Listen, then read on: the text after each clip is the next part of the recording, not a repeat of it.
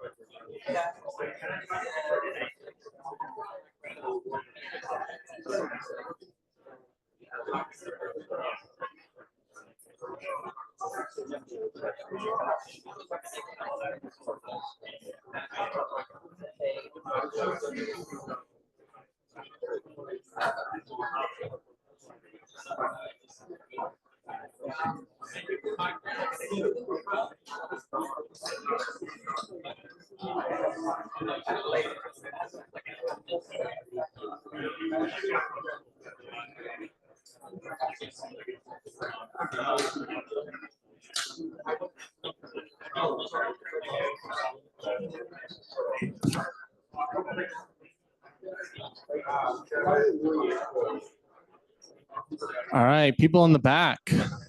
People in the back of the house. People in the back of the GitHub office. All right, people in the back, it's time to move to the front. People in the back, if you can see me, it's time to move to the front. People in the back, we're gonna move to the front now. Everybody back here, we're moving to the front. Come on, guys, let's go sit down. The event's starting. Hey, people in the back. People in the back, it's time to move to the front. People in the back. People in the back, it's time to move to the front. People in the back, please move to the front. People in the back. People in the back, please move to the front. That means you. I know. People in the back. People in the back. Time to move to the front.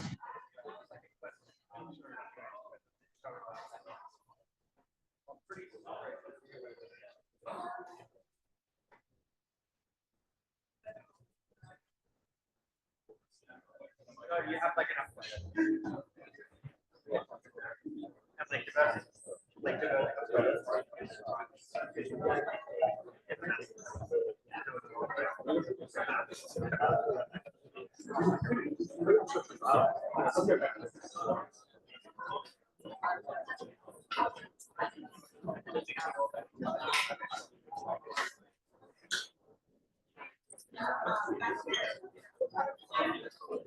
People in the back.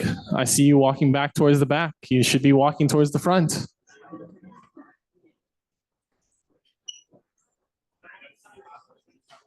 Head back, but sit in the front. All right, hello everybody. How's everyone going today? Ah, nice. I see the camera. All right, we're gonna wait a few minutes while everybody gets situated. Looks like we've got a full house tonight, so that's awesome. That's always good to see. How many people here are from SF? Or, oh, wait, no, how many people here are not from SF? Raise your hand if you don't live in SF. Oh, quite a few people who aren't local. That's great. Awesome. You guys have come to the right event. This is the best event of the month. All right. How many of you guys have seen me before? Who's seen me before? Raise your hand. Only a few of you have seen me before. Great. All right. This is great for me. If you haven't seen my picture up there, I hope you do soon. Yes, I will also be speaking at that event. Actually, I'll walk through these slides in a moment. I'm just like kind of killing time while people in the back are moving to the front. Okay, so we're also going to do a video. Last time I got a video. As I move the phone camera towards you guys, I want you guys to wave. All right.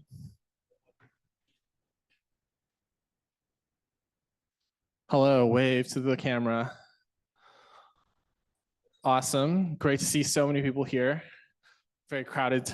All right, guys. So we've got 3 speakers tonight. And who was anyone at the May event? Was anyone at the May event? No one was at the May event. Okay, so then the last part will probably be a surprise for you guys. So is anybody here running a company, a startup that is an AI developer tool? Is anybody running an AI developer tool that is not speaking? All right, great. So at the end of the event, there will be 5 minutes where I will call up 3 of you, and it'll just be random, to come give a live demonstration. So get yourself mentally ready to do that. But we've got 3 speakers tonight. We've got a bunch of talks about AI dev tools. Before we get into the talks, I'm going to do some what people call housekeeping. And so I will start with this. So first of all, if you are looking for a job in AI or open source, please scan this, fill this out. I have a lot of companies that come to me and they're like, hey, we're looking to hire a software engineer or a DevRel person or a data scientist or whatever. And then I'm like, take a look at this, go for it, you know? I think most of you probably had the chance to fill this out. I don't see a lot of phones. I see a few phones out. So I'm gonna just talk while these phones are out. Great. Okay. So this is me. So those of you who, I guess most of you haven't seen me before, so you don't really know anything about me, but I run a company called OSS for AI, which I'll talk more about on the next slide as well. The goal of this company is to provide all developers with the resources they need to understand, use, and contribute to the development and direction of AI. And I started this after seeing the whole OpenAI kind of like, we're not going to open source our stuff anymore last year. And so I originally started this with a goal of working with open source companies to promote their tools. But as this landscape has kind of evolved, we found that there's a lot of different companies out there that are building really cool things, and it's not limited to open source. So even if you're not an open source company, you can come work with us to get the word out there about what you're doing. This is the calendar. So I have an event here in the GitHub offices here in SF every month. Next slide, we'll have a QR code to our next event. Is anybody here? Is anybody else here from Seattle? So I actually live in Seattle. I flew down. I literally landed at 4 o'clock to come host this event. Is anybody else here from Seattle? No. Dang. Okay. All right. Well, if you were, I was going to say you should come check out my Seattle events as well. I'm flying to Seattle tomorrow morning at 6 a.m. and I'm hosting an event in Seattle tomorrow. So this is the calendar. There's a lot of online events, a lot of in-person events. We do weekly workshops, weekly tech talks, as well as monthly in-person tech talks. This is the QR code for the July event. So this is June. Those of you who are SF locals, I encourage you to scan the QR code, check this out. The next event is July. I actually have no idea what date it is in July, but it's going to be a Monday. I do like Mondays. There's really not a lot going on Mondays. So, it's always great to have events on Mondays. You can start your week off by learning about some cool AI dev tools. As are still a couple of phones out. Okay, everybody's put their, no, someone's got their phone out still, okay. Great. All right. And finally, I'm going to advertise one more thing before we get started with the actual talks. How many of you guys know Arise? Arise AI? Does anybody know about this company? They're based in SF. They do AI evals, stuff like that. Wow. Okay. Honestly, like I love that there's always like so many people who are here, so many new people who are learning about this kind of stuff. This is really cool. I will be speaking at Arise Observe on July 11th. And if you would like $200 off your ticket, we have $200 off your ticket code, OSS4AI, just the name of the company. And I believe this wraps up everything I have to say. And I will call up our first speaker, Adrian. Adrian, where are you? Great. So Adrian's going to come and talk to us about building AI agents in React. Yeah.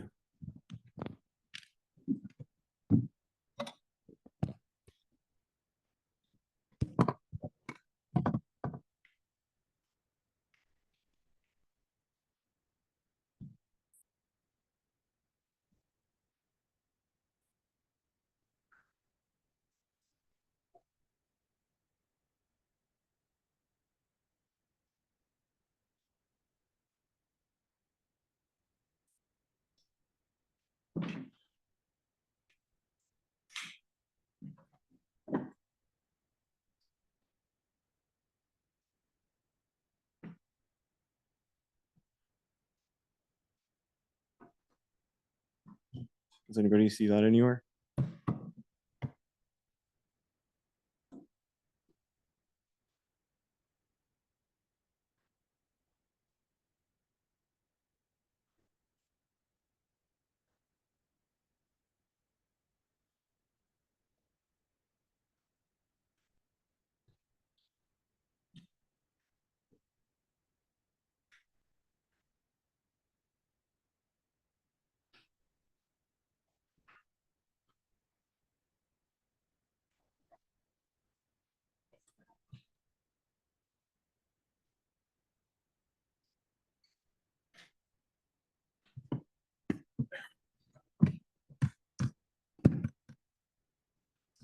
Yeah. Just to get started, does anybody know what this is up top? Correct, browser agent. Some people would say a user agent or a browser user agent string. So what I find interesting is the history behind how this kind of got to be the string that we send along with every request that our browser sends to the internet. In fact, most of the time, you'll find that if you look at this in your dev tools, this isn't even correct. This is what my Mac was sending out, and it says that it's an Intel Mac, despite the fact that it's actually Apple Silicon. So the user agent is basically the string that's sent along every time your browser sends a request. And the history behind this is because a user agent used to be this thing that was invented by Tim Berners-Lee, the first web browser. Basically, it was this browser editor that was supposed to be a true user agent. It's supposed to be an intermediary between the user and the rest of the internet. It was supposed to be read-write. And that's how you have all of these REST methods. You have the GET request and the PUT request. The PUT request was supposed to be so that you could edit web pages. You could put up new content on the internet using this tool called a web browser, which was also considered your user agent. It's supposed to be for building a programmable internet collaboratively, distributively. And it's supposed to empower users with the technology that Tim Berners-Lee saw coming. But over time, it feels like the user agent has devolved into this lockdown ecosystem where what we call a user agent is just this string that doesn't really make any sense.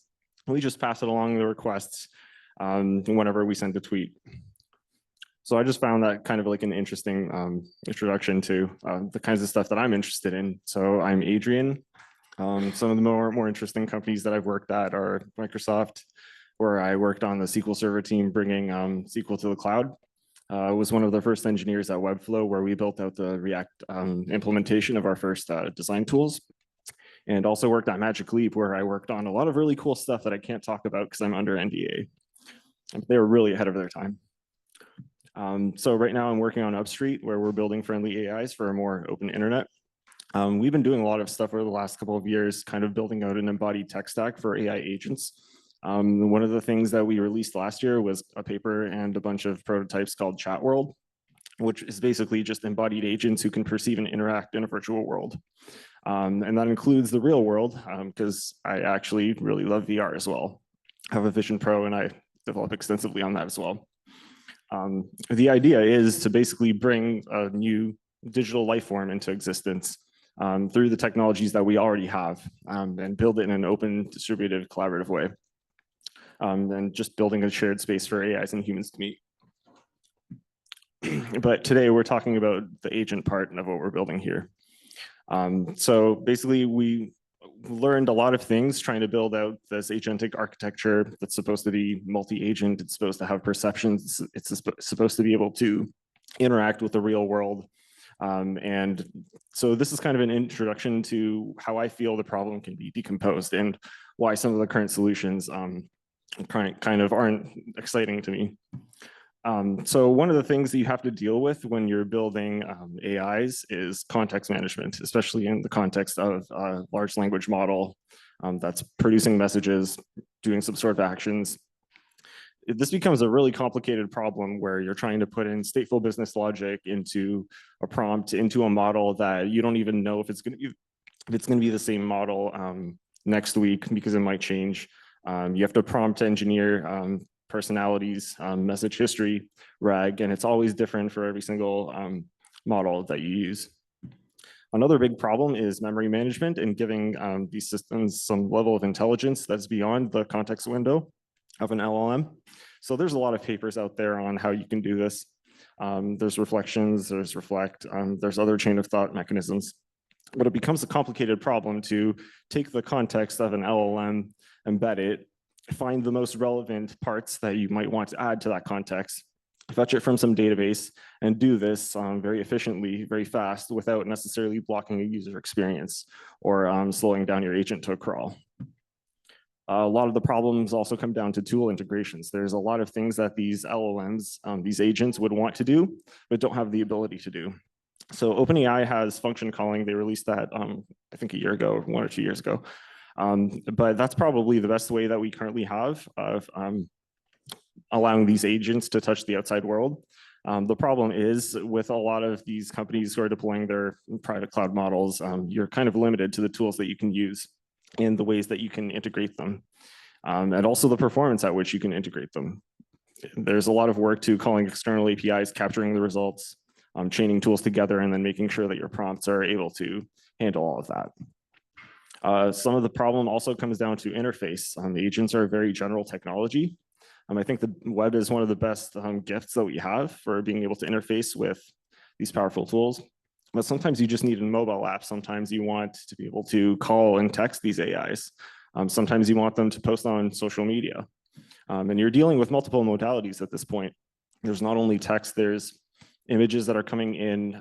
Obviously, we can now have audio conversations and video stream conversations with our AIs. So right here is the OpenAI kind of her demo that they were showing, which I think was really cool. But just building something like that is a considerable challenge, especially at the speed at which that demo operates. Another thing that's really important when you're building out these systems is flexibility. So you don't want to be stuck on one of these companies' platforms. That's largely because you'll probably be left behind if you're not able to move to whatever is the latest and greatest. A lot of that just comes down to these models being censored and specifically fine-tuned for things that maybe your use case isn't fine-tuned for. So it's really awesome that we're actually living in a world where there's an ecosystem of even open source models that we can use. And even if you don't want to use open source models, you don't want to run a GPU, there's plenty of companies that are willing to take your money to provide inference services. And you really want to build in that flexibility into any framework that you're working in, so that you can always choose whatever is most appropriate. And I think open source is also one of the most important things for any framework that you use, so that if there's something that the framework doesn't let you do, you can do it yourself. Also super important in developing these AI agents is the developer experience. You really want rapid development because the space moves so fast. I can't even keep up with the research papers anymore at this point. You also want it to be easy to evaluate and debug the applications that you're building, the agents that you're building, so that you can make sure that they're actually doing the thing that you designed them to do. Obviously, there's also a problem of deployment. It's hard to get GPUs. And naturally, it'd be awesome if we could share more of our work, if we could build systems more collaboratively, glue things together, and kind of build on the shoulders of giants. So here you have, of course, NPM, largest package manager, full of awesome code that I would love to use. So I feel like a lot of these problems are actually solved, but they're solved in a completely different domain, which is front-end development. And of course, I'm talking about React. So why not use React as an agent framework? By which I don't mean using the front end. I mean using it as a custom reconciler on the back end. It's the world's #1 library. It's designed for rendering. It's pretty good for prompts. It manages state, so it's good for memory. If you're doing things right, you're probably using TypeScript, not Python. You have strong types, a lot of guarantees about your business logic, especially when you're dealing with applications that are very probabilistic in nature. It's good to have that safety. Has probably the best tooling ecosystem due to the massive amount of investment that has happened into React on the front end. And of course, you get to use all of JavaScript and NPM, 3 million modules ready to go. And most of this stuff is all just open source. Got to thank Facebook for releasing it. So React is not really just for front end these days. There's React Native, in which case you're compiling down to UI nodes for whatever platform you're working with. There's another cool thing called React 3 Fiber. If you haven't used it, it allows you to construct 3D scenes out of React nodes, and it all just renders into 3JS in the browser. And now we're trying something new with the React Agents SDK. So with React Agents, in our SDK, they basically run inside of a sandbox JavaScript server. They render React, and everything else comes out of that. So what would an agent look like? I think React allows you to say a lot with very little. So in this case, this is just a random agent that I made up.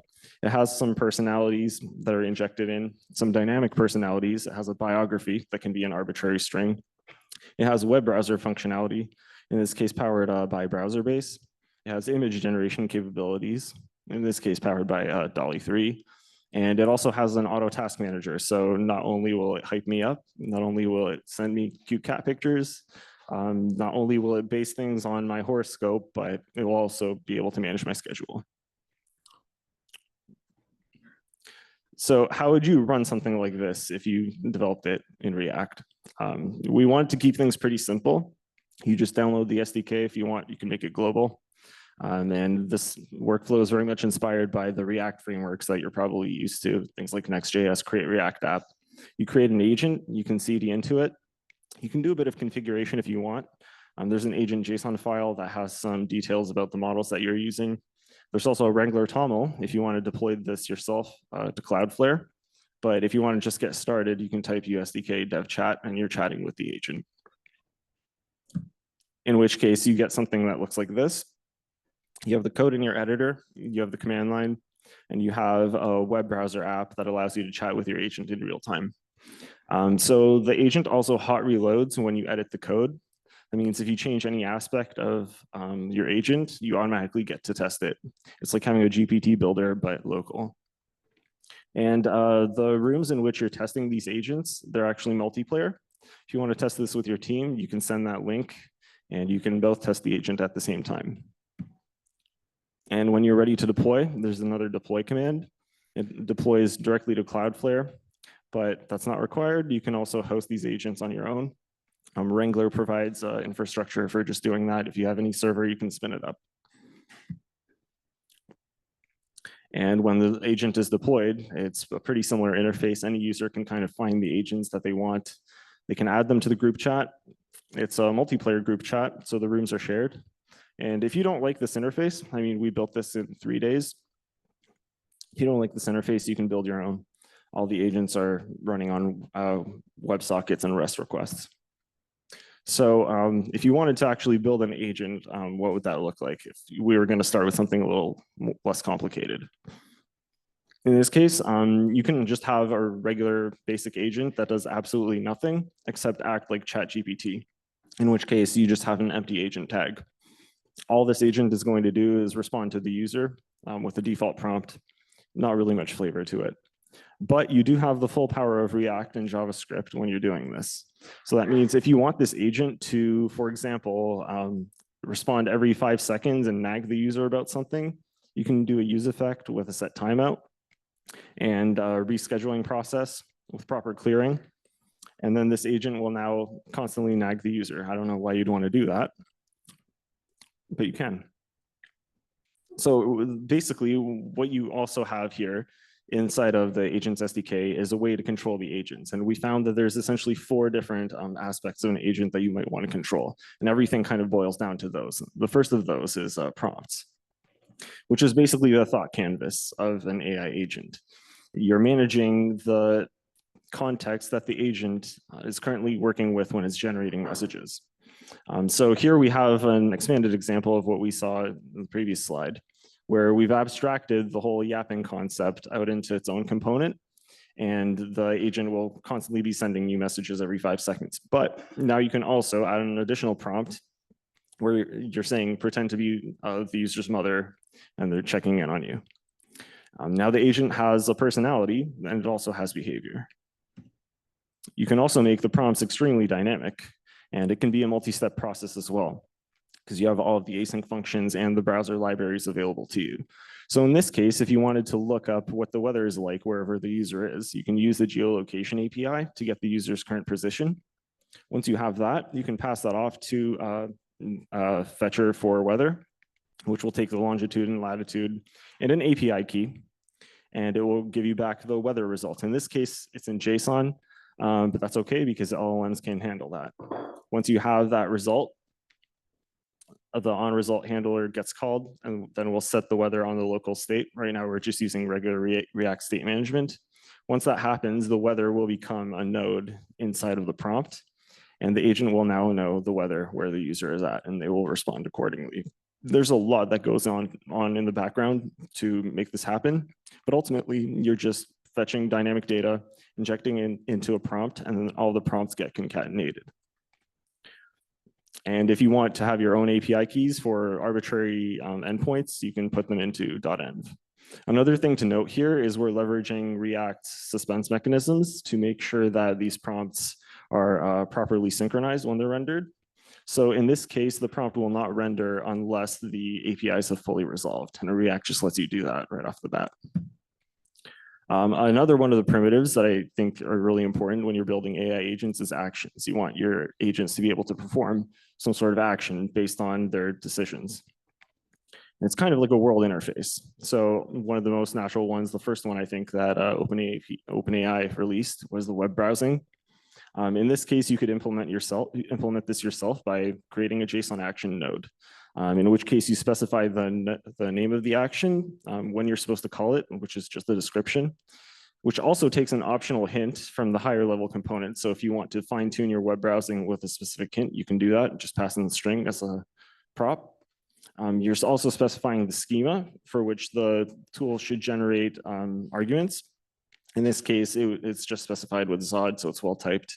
And in this case, you have the task description. How would you want this web browsing action to take place? And then finally, you have examples, some instances where the LLM can learn for what you actually want this to look like, and the handler. The handler will be called whenever the agent decides that it should perform this action. In this case, we're just using the browser-based API to find the result based on some navigation timeouts and limits that we set. And then we commit the message to the agent. Once this happens, the agent is now aware that there was a browsing session that happened, and those were the results. And subsequent messages can take note of that. You can also do something like payments integration if you want to create some point of sale type situation. Maybe with Twilio, maybe you want to take payments using text messages with payment links. So we're also looking at a Stripe integration, Twilio integration, which if you just have the API key and add the node, that's automatically enabled. And then when the agent decides that it's time to take a payment for whatever reason, in this case, a menu at a sushi restaurant, it can invoke a payment request. So there's also perceptions. You want things going the other direction as well. In addition to your agent performing actions, you want them to be able to take in the world state and respond to their environment. So one of the cases that you might want to do this is when the user actually does pay you, you might want to dispatch something. When there's a payment perception, you might want to thank the customer for their purchase. And you might want to do something else here. You have an async function and all of JavaScript available to you. So there's a bunch of built-in events that we have.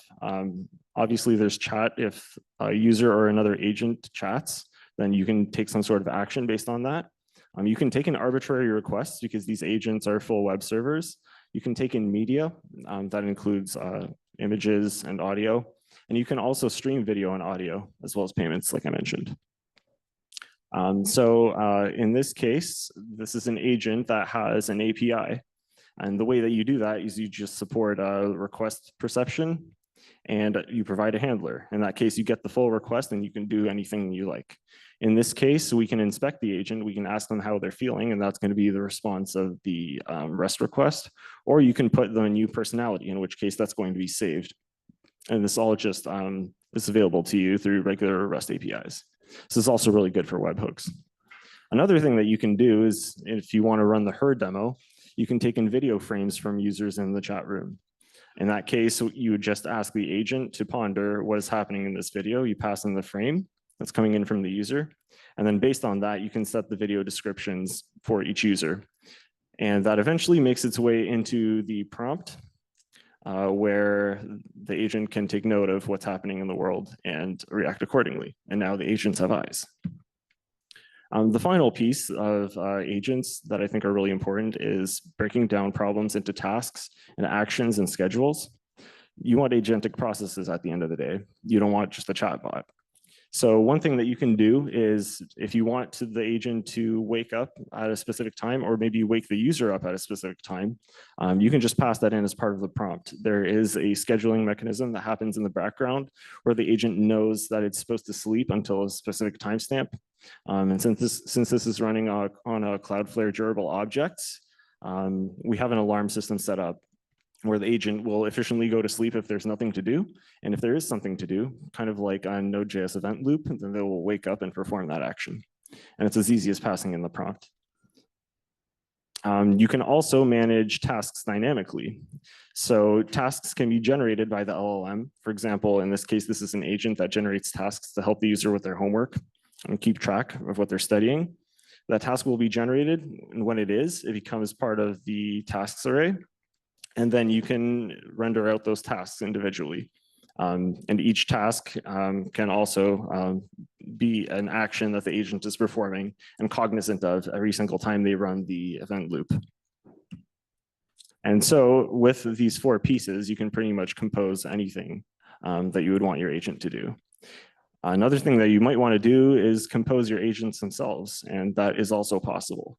If you want to create your own Devin, you can create a program manager agent, maybe a coder agent and a reviewer agent, and they all work together as a unit. They join and leave rooms, they can work and solve problems in a collaborative fashion. So how we implement this is a very batteries included type situation where all of these basic primitives are decomposed into lower level APIs. And everything in our SDK is kind of stringly typed, which means we're dealing with prompts and responses everywhere. And that gives you a lot of power as a developer. So you can allow your agent to think in a certain way just by passing in a string. You can have them respond in their own voice. You can ask them to ponder the situation and give you a response, but not necessarily say it to the user. So for example, you can introspect what the topic of the conversation is, get that back as a string.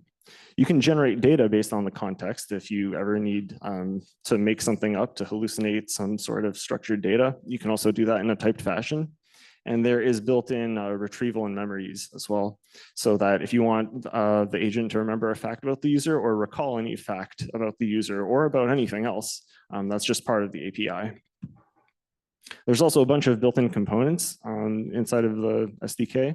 Some of them include the personality of the web browser that we saw, the ability for agents to perceive media, so that's like video streams, Discord bot integration, there's also a Twitch bot, generative AI interfaces like image and audio, and of course, hooks to other services like Stripe and Twilio. Agents can also build agents. So another thing that we're looking at shipping is a builder tool where you're interacting with one agent on the left-hand side and the agent is being built on the right-hand side. And React is actually the perfect infrastructure for doing this because the code is simple. There's actually no JavaScript involved. Everything just gets abstracted. And the way that we're doing this is pulling out all of the definitions from JSDoc. So that goes into the prompt, and then the builder agent knows how to build an agent. So thank you.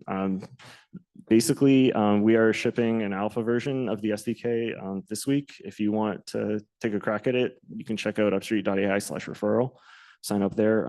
We're also on X. If you want to contact me, just hit me up right after. Also, we're hiring if you're interested in building this kind of stuff.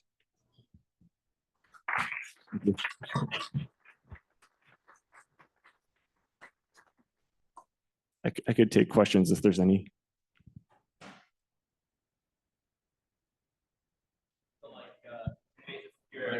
This guy. Decompose user natural language. Let's say like you're decomposing the user natural input into like multiple subtasks. Do you have a recommendation for any open source models, like the larger one or smaller one? Do you feel like the larger model has a better chance on understanding what's going on over there? Is the question about the availability of models or my opinion on which ones are most appropriate? Both. Okay, so you can connect a bunch of integrations that we already have. You can also use lu.ma to run local models. I think right now, the most powerful models are the ones that are going to have the best results, and that's probably GPT-4o. As you get smaller, the agents do tend to make more mistakes, but it's all an optimization problem. If your problem is not actually that complicated, if all you want is a bot with a personality, then you could probably get away with something completely local, something small, something that will run on your local desktop. But if you're trying to solve the Devon problem, for example, then you might want to reach for GPT-4o. And I think a lot of development just becomes this optimization problem and choosing the right fit.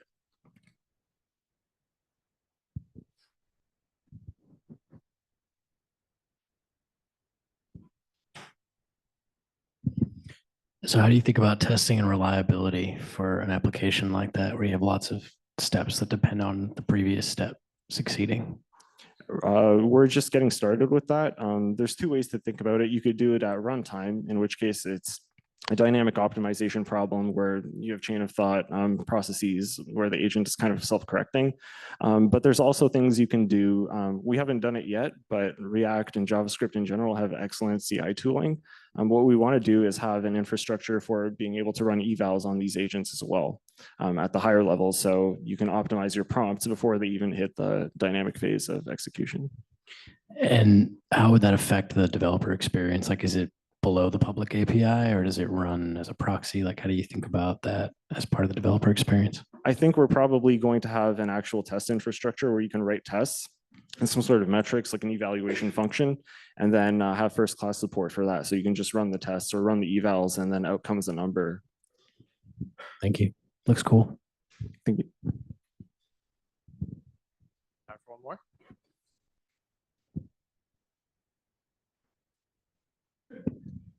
First of all, thank you. This is very cool. I was just trying out LangGraph, and your approach using React is definitely very refreshing. I'm wondering, so if we have multiple agents and want them to collaborate, how do you support routing and when to invoke which agent and some complex workflow, including looping and conditional branching? So that's not something that I covered here.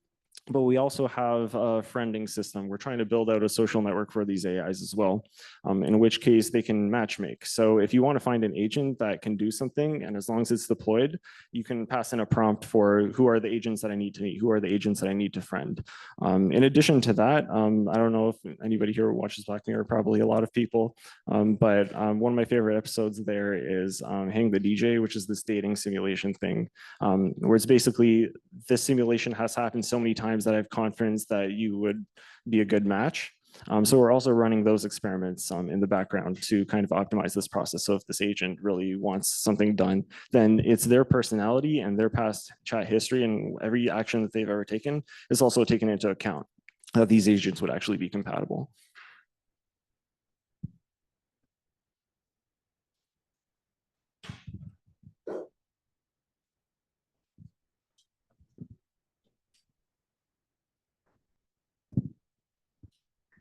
Again, on the developer experience, you mentioned that like since it's React, whenever you change something about the definition, it's reloaded. Do you maintain state across these reloads?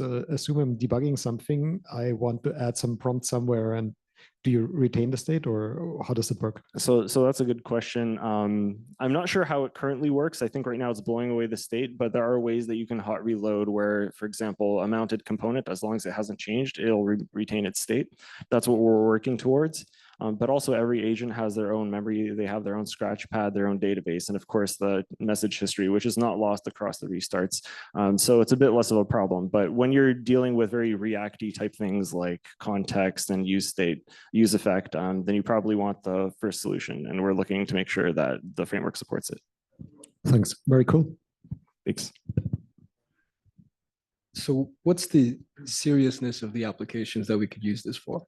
Like, could this handle like, I don't know, like a defense thing or something really, really important? Or is this like portion? Was the question, does this handle like defense things? Like how serious are the applications? Right. So I think we're still in the experimental phase of AI agents. That's kind of one of the things that I want to promote with the SDK is a whole bunch of experimentation. So we learn a lot more out in the open rather than having this research be closed or at the blessing of whoever wants to release it as a paper. So right now I would say less serious, but there is many cases where these LLMs are useful. Like if you want just a point of sale terminal, like I was seeing them back when I took a trip to Tokyo last year. They already have this in kiosks, and we're totally there with being able to do that with agents.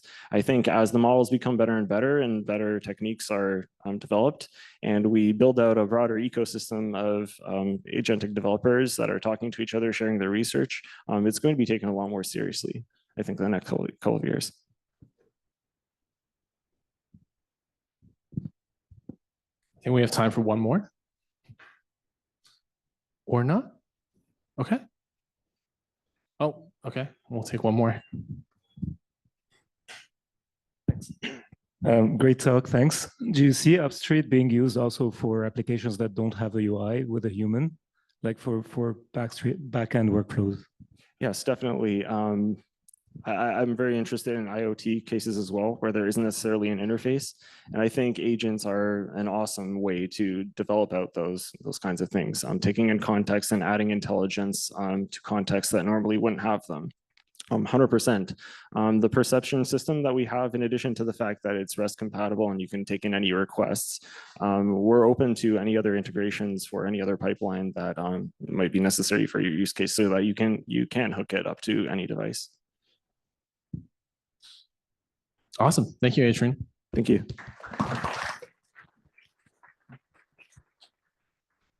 Backstreet's back. All right. All right. Our next talk is going to be from Orb. It's going to be from Kshitij Grover, and he's going to be talking to us about pricing and basically measuring your cost and ROI for Gen AI.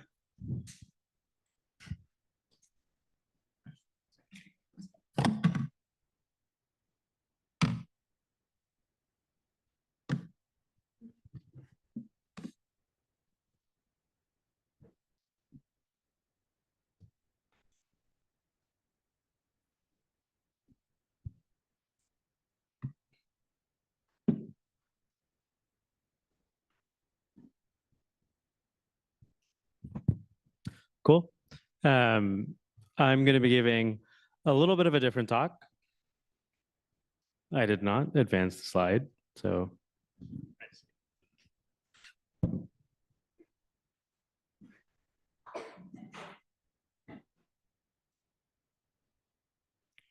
Great. Hopefully it doesn't advance. I'm going to be giving a little bit of a different talk. It's a little bit less on Orb itself. I'll talk about Orb at the end, but I want to talk about how you should think about pricing your AI product. So lots of people raise their hand when the previous presenter asked how many people are building AI dev tools and how people have companies around that. So obviously AI is in very much of an experimental stage, but some companies have to be built around it. You have to monetize your AI product. You have to think about how to get money and get investment. So that's a little bit about what we're going to be exploring today. So quick background on me. I'm the CTO and co-founder at Orb. Orb is a billing infrastructure tool. We work with companies like Perplexity and Vercel and Pinecone and Replit to power their cloud billing. Again, I'll talk about that at the end. But first, I just want to talk about how you should think about pricing your AI product. So maybe the first thing to keep in mind is your customers want to do something with your product, right? They want to get value. They want to achieve some outcome. Pricing is friction against that.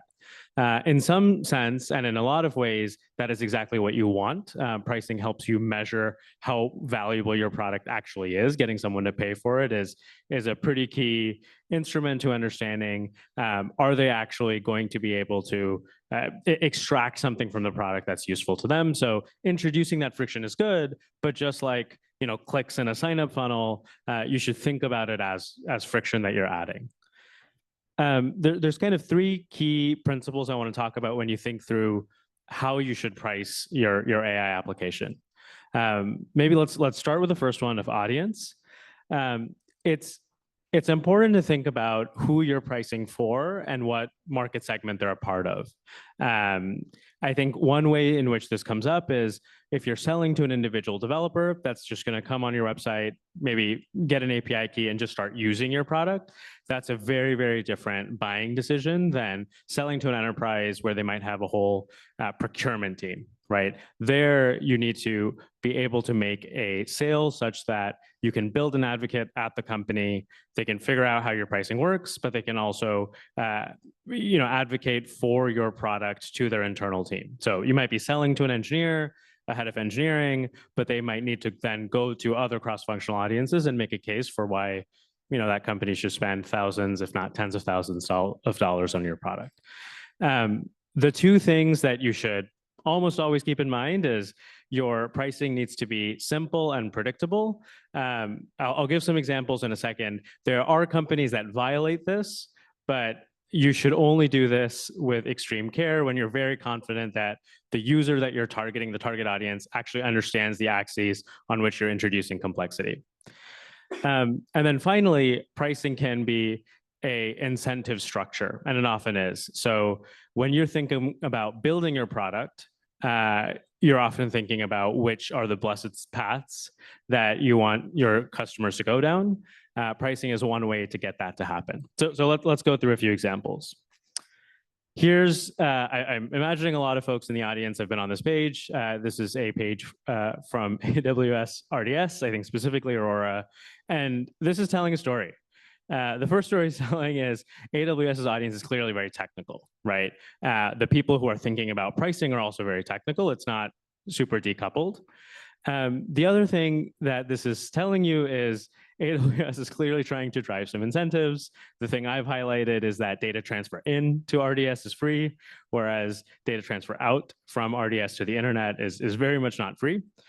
And I think if you look at the units on this page, there's 100 gigs of free data transfer out. The tiers are in terabytes of data. So that tells you a little bit about what use cases AWS is thinking of powering with something like RDS or Aurora. So I think implicit in this pricing is how they expect you to use RDS, and they're telling you something about the value of the product, even though ostensibly it's just a pricing page. This is maybe a contrasting example. This is a pretty recent blog post from Azure talking about how inter-AZ data transfer is newly free. So again, this is a way where maybe they've changed something about the underlying architecture, but more than likely they just want to drive a specific type of application usage. And they will, right? Like people will start building their applications differently as a result of this change.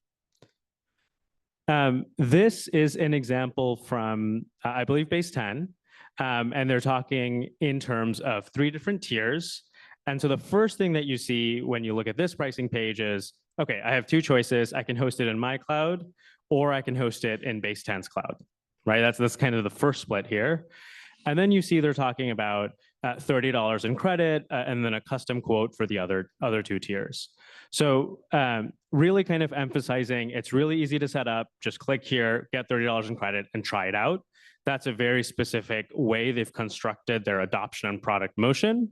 And then you'll also see pricing is a place to really present value to your target market. So the fact that you see fast cold starts up here is a pretty good indication that that's very, very important to their target audience that is looking for a super performance solution and the sorts of use cases they want to drive on top of Base 10.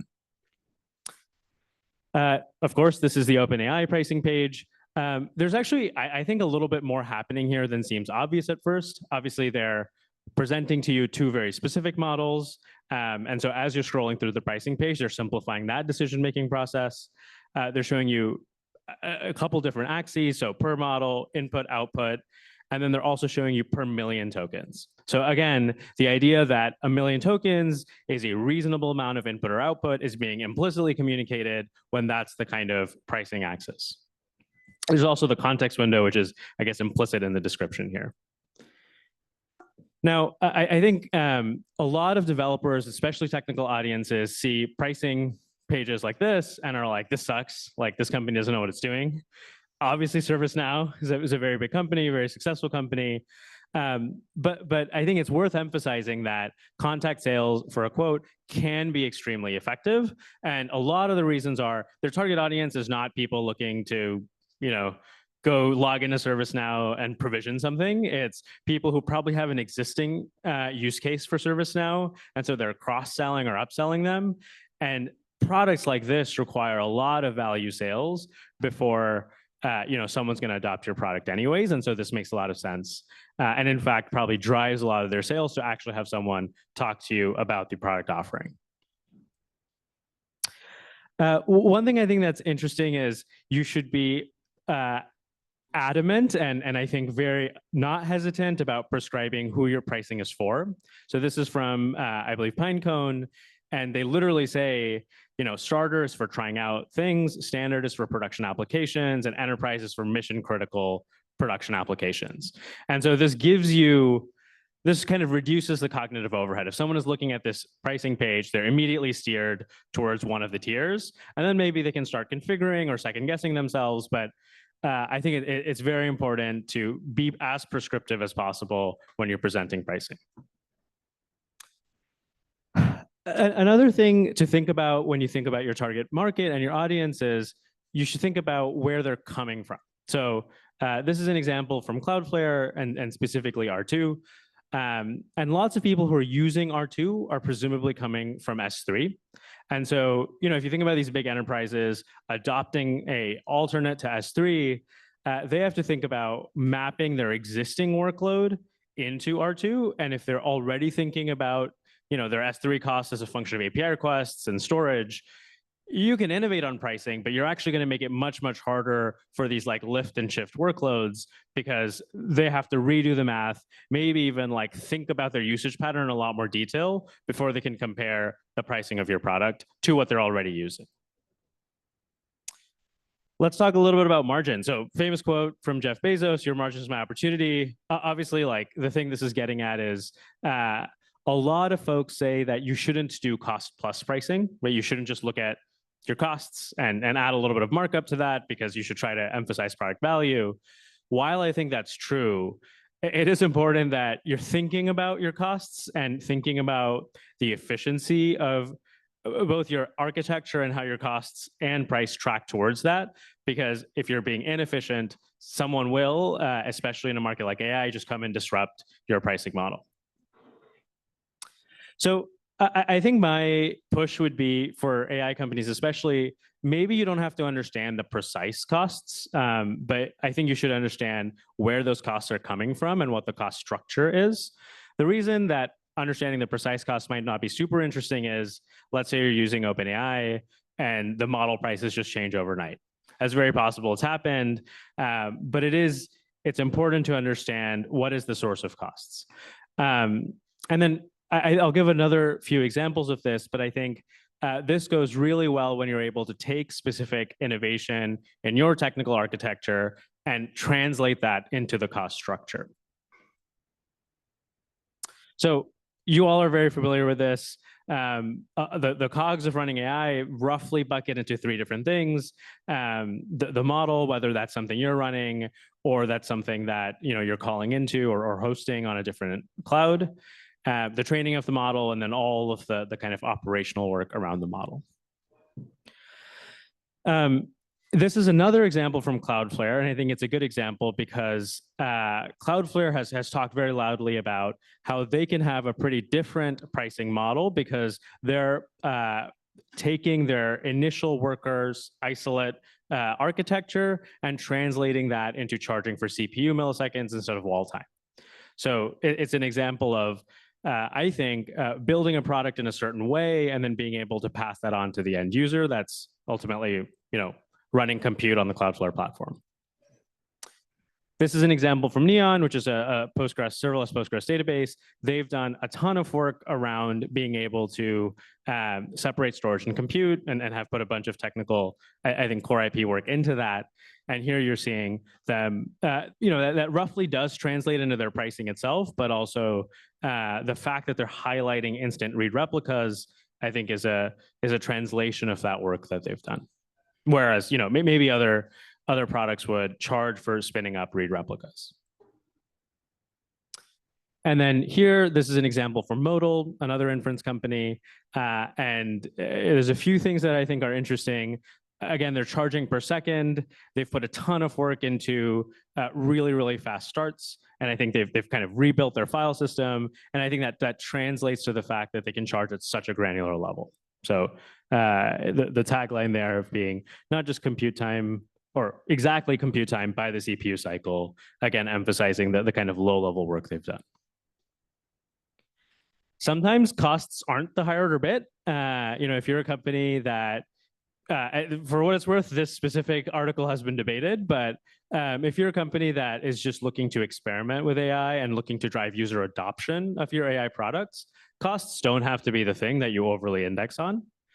And this is another example where the simplicity, again, matters a lot too.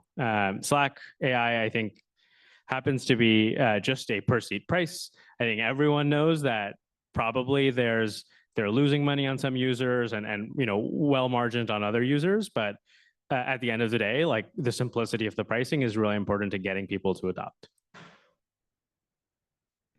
Let's talk a little bit about pricing flexibility. I think especially in AI, you need to be able to change your pricing over time, maybe as the underlying cost structure changes or as your target audience kind of evolves. I think a lot of companies, unfortunately, have a curve, and I'll talk about this a little bit more, where pricing changes in these step jumps, which can be really harmful for your customer relationship. So as much as you can, pricing differentially for different target markets, and then setting yourself up in general for the change in your product translating to a change in pricing. So here's how the curve looks for most companies, where your product value is going up, you're investing a bunch in R&D, and then maybe a year down the line, you hike prices, and everyone's kind of seen these Twitter stories of people being like, "Hey, why did this happen? I can't believe that there was such a big price jump." Pricing changes are, of course, very hard. I think this is why a lot of companies don't change their pricing, because it's a huge change management exercise, but they can drive really massive ROI, especially when you're able to align the way you're pricing with a new architecture that you're releasing. And this is, I think, a good example with Pinecone serverless, where it actually is a lot better for the folks that want a serverless solution for a vector database. So I want to talk a little bit about some common pricing models and why you might choose to use them.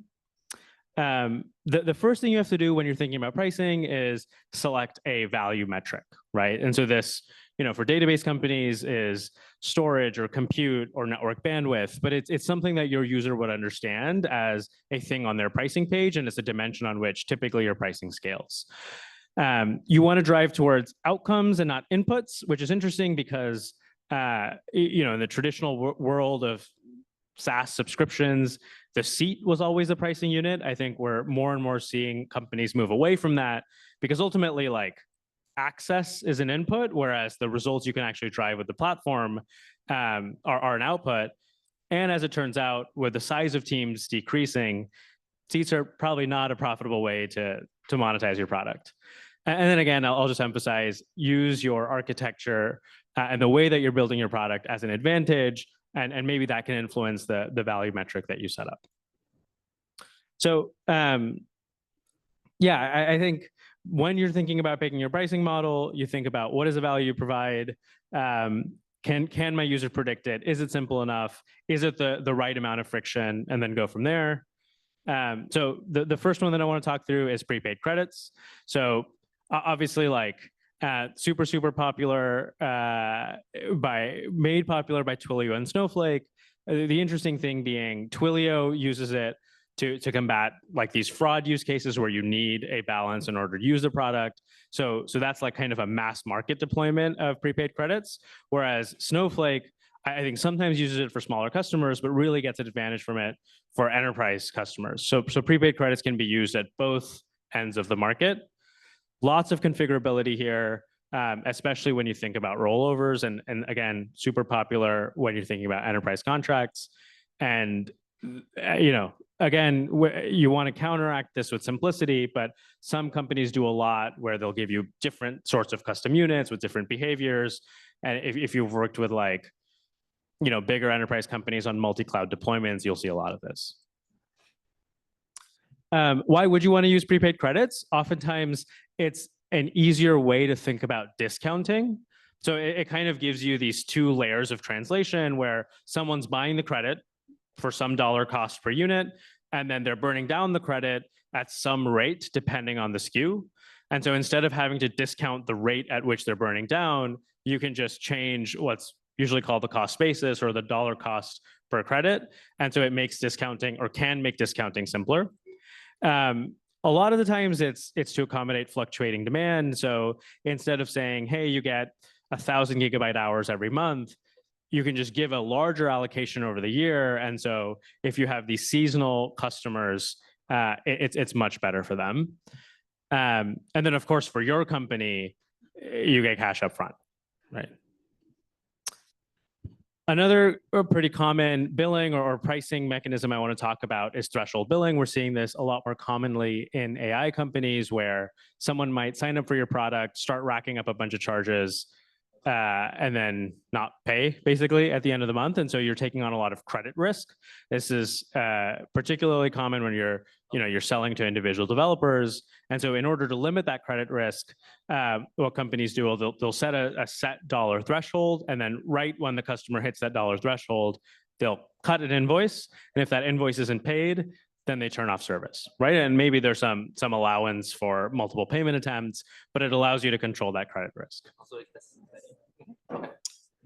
The other one I want to talk about is setting up contract ramps or phases. This is often paired with having minimums that build up over time. So especially if your product takes a while to deploy, you might say, well, for the first 3 months, the minimum is $3,000 a month.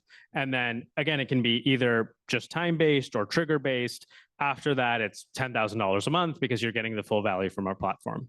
So this is a super common thing, especially in bigger enterprise environments. And then, of course, there's the seat-based pricing. We talked about this a little bit. It is surprisingly common for AI companies at the application layer. I think that's totally reasonable when you're thinking about simplifying the purchasing decision. But this is exactly the place where I think there's opportunity for margin disruption, especially if you don't kind of have the distribution and audience already. So I want to talk very briefly about Orb. So what are the problems with deploying any of these pricing or billing strategies? Obviously, there's a lot of complex business logic, especially in AI, but I think broadly in usage-based billing, you want to show your customers how much they've accrued and give them as much visibility as possible. That's really important in like your end user dashboard or portal. You want to be able to change pricing in a scalable way and not be there at midnight writing your script and making sure it runs so that everyone gets the right price on the next day. There's a lot of data. If you're pricing per token or per compute second, there's a real data infrastructure problem to solve. And then especially as companies mature, this gets really complicated from an accounting perspective. These are a lot of the challenges that Orb addresses. We take in a bunch of usage data, definitely billions of events a day. So from a bunch of our customers generating that, you set up plans and pricing in the platform, and then we do payments and invoicing for you as well as financial reporting. So this is what Orb is, some of the companies that we work with. This is a specific thing that I think AI companies have particularly stuck onto, which is the ability to make pricing changes and roll them out en masse to all of your customers. And that's it. So if you want to get in touch, that's my email. And if you generally just want to learn about using this for your AI product, you can look at withorb.com/AI. And we're hiring, especially if you're interested in these like data infrastructure problems. I think there's a ton of cool stuff here. Thank you.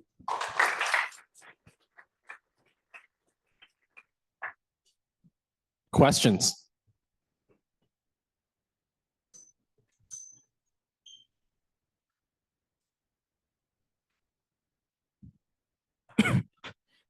Thank you for your presentation. I had two questions. First, at an early stage startup, when's the right time to think about pricing? Should you start thinking about it from day one, or is there a point at which you should start thinking about it?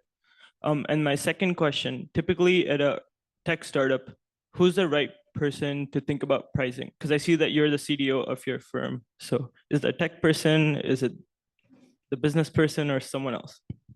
Yeah. So maybe to answer your first question, when should you think about pricing? I think it depends on your goals. Like if you're trying to figure out, I think a lot of people call this like willingness to pay. Like you're trying to figure out, hey, if I were to put this in front of people, would anyone pay for it? Obviously, that's a good time to think about pricing. I think at that stage, though, I wouldn't necessarily look at one of these pricing strategies. I would just try to figure out like what is the ballpark range in which we can get people to pay. I think one thing that's been interesting in AI companies is there's real COGS, like the amount you're paying is non-trivial. And so a lot of companies we work with have started thinking about pricing much, much earlier, just because they need to make like literally the economics of their business work. Whereas before in SaaS, you basically have close to infinite margins. And so you can go a long time, oftentimes to like Series B or even later, before you're really thinking about pricing as a practice. Your second question of like, who should be thinking about it?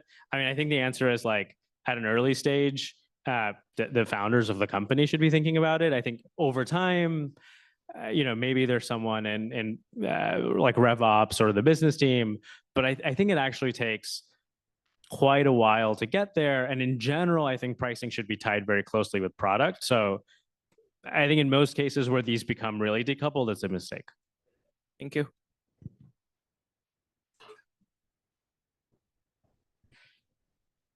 Hi, thanks for the great presentation. My question is in terms of traditional pricing frameworks, like say, I think it's like GABA or Ranger, like pricing frameworks where you're asking users, what would you pay for this and trying to get this ballpark. How does pricing AI products specifically fit into that, or does it not? And what is maybe a more appropriate way to gauge that from a consumer standpoint? Yeah, I think a lot of those frameworks try to assess, again, willingness to pay or try to get a sense of like where the market is in terms of what they would pay. I think what we're seeing for AI products is in some ways, it is a lot more correlated to the underlying infrastructure. So I think a lot of those frameworks evolved out of, this idea that you can translate value to price. I think maybe for a couple of reasons. One, a lot of the consumers of AI products are more technical and low level. So they're thinking in terms of like requests or events or compute or tokens.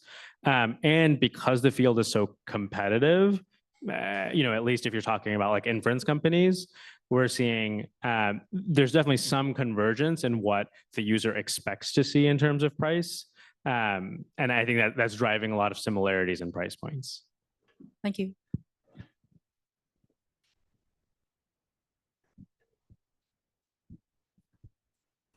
I'm really getting in my steps today. Thank you for a wonderful presentation.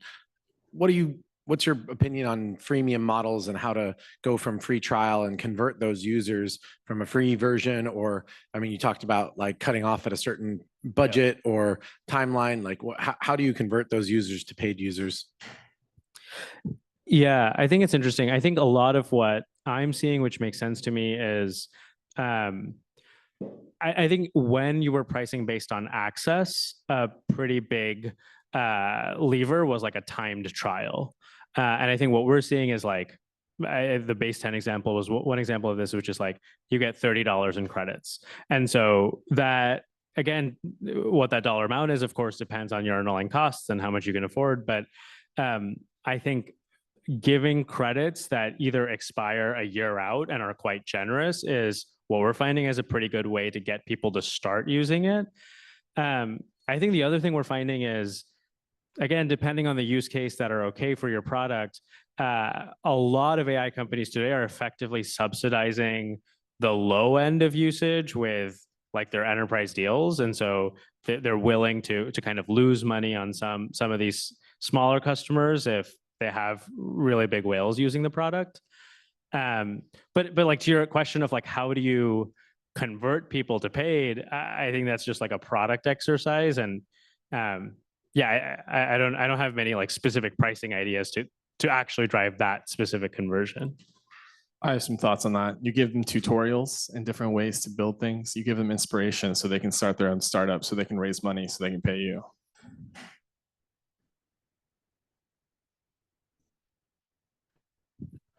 Do you have any advice on if there's a safe way to communicate changes to pricing? Yeah, so one of the things that the product does is typically the first thing you want to do is you only want to roll out pricing to new users. That's the least risky thing. And then you want to stage your pricing changes, ideally in like tranches where you're not changing it for everyone at the same time.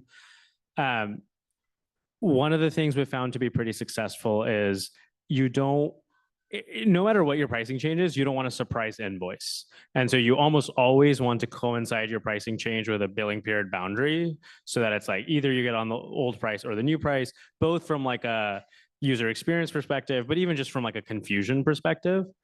I don't know if there's other things you mean by safe. So I don't know what your specific product is, but more in terms of communicating it effectively. Yeah. Communicating effectively, I think you have to be very clear about what the pricing change is. Ideally, you're very clear about what your old price and your new price would be. So companies actually, and you can do this with a platform, but companies put a decent amount of thought into like, for everyone that we're doing this change management with, let's calculate their price for like, let's say your upcoming bill on the old and new price, and let's show you the delta very clearly. Obviously, you should be doing that price modeling exercise as a whole when you're thinking about changing your pricing anyways, but doing that on an individual customer level is important. And then maybe the last thing is you want to give people probably like 60 days, if not more, of heads up. And I think that'll probably change as the industry gets used to more and more price changes, but I think that's roughly right now. Thank you. Yep.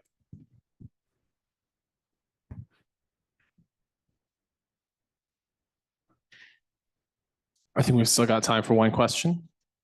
Any takers? Last question. Oh, someone is. Any unique pricing structures that you've seen, like outside of like what Orb provides? Any unique pricing structures? There's a lot of unique pricing structures, especially when you get to the enterprise. One of the things Orb has that I didn't talk about is you can just like write a Python function and deploy that as your pricing structure. But yeah, I think like probably the most creativity that I've seen is when it comes to like discounting spend, and people have all these sorts of weird tiering schemes that you can come up with. I've seen a lot of complexity in different types of prepaid credits coexisting on a single pricing structure. I like briefly mentioned this, but I think Databricks does a ton around like multi-cloud spend or spending, over the marketplace versus like directly with Databricks. So I think there's a ton of just complexity there. I don't know. I think these like weird pricing structures usually tend to not go well if you're selling to companies that don't have a procurement department, because it's just a very hard exercise to figure out like how much am I actually going to be paying for this product. Cool. Thank you.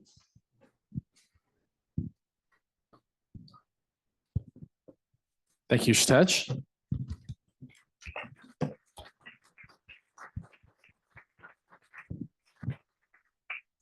Great. So we have one more talk for the night. Lisa, she's going to be talking about metadata lakes.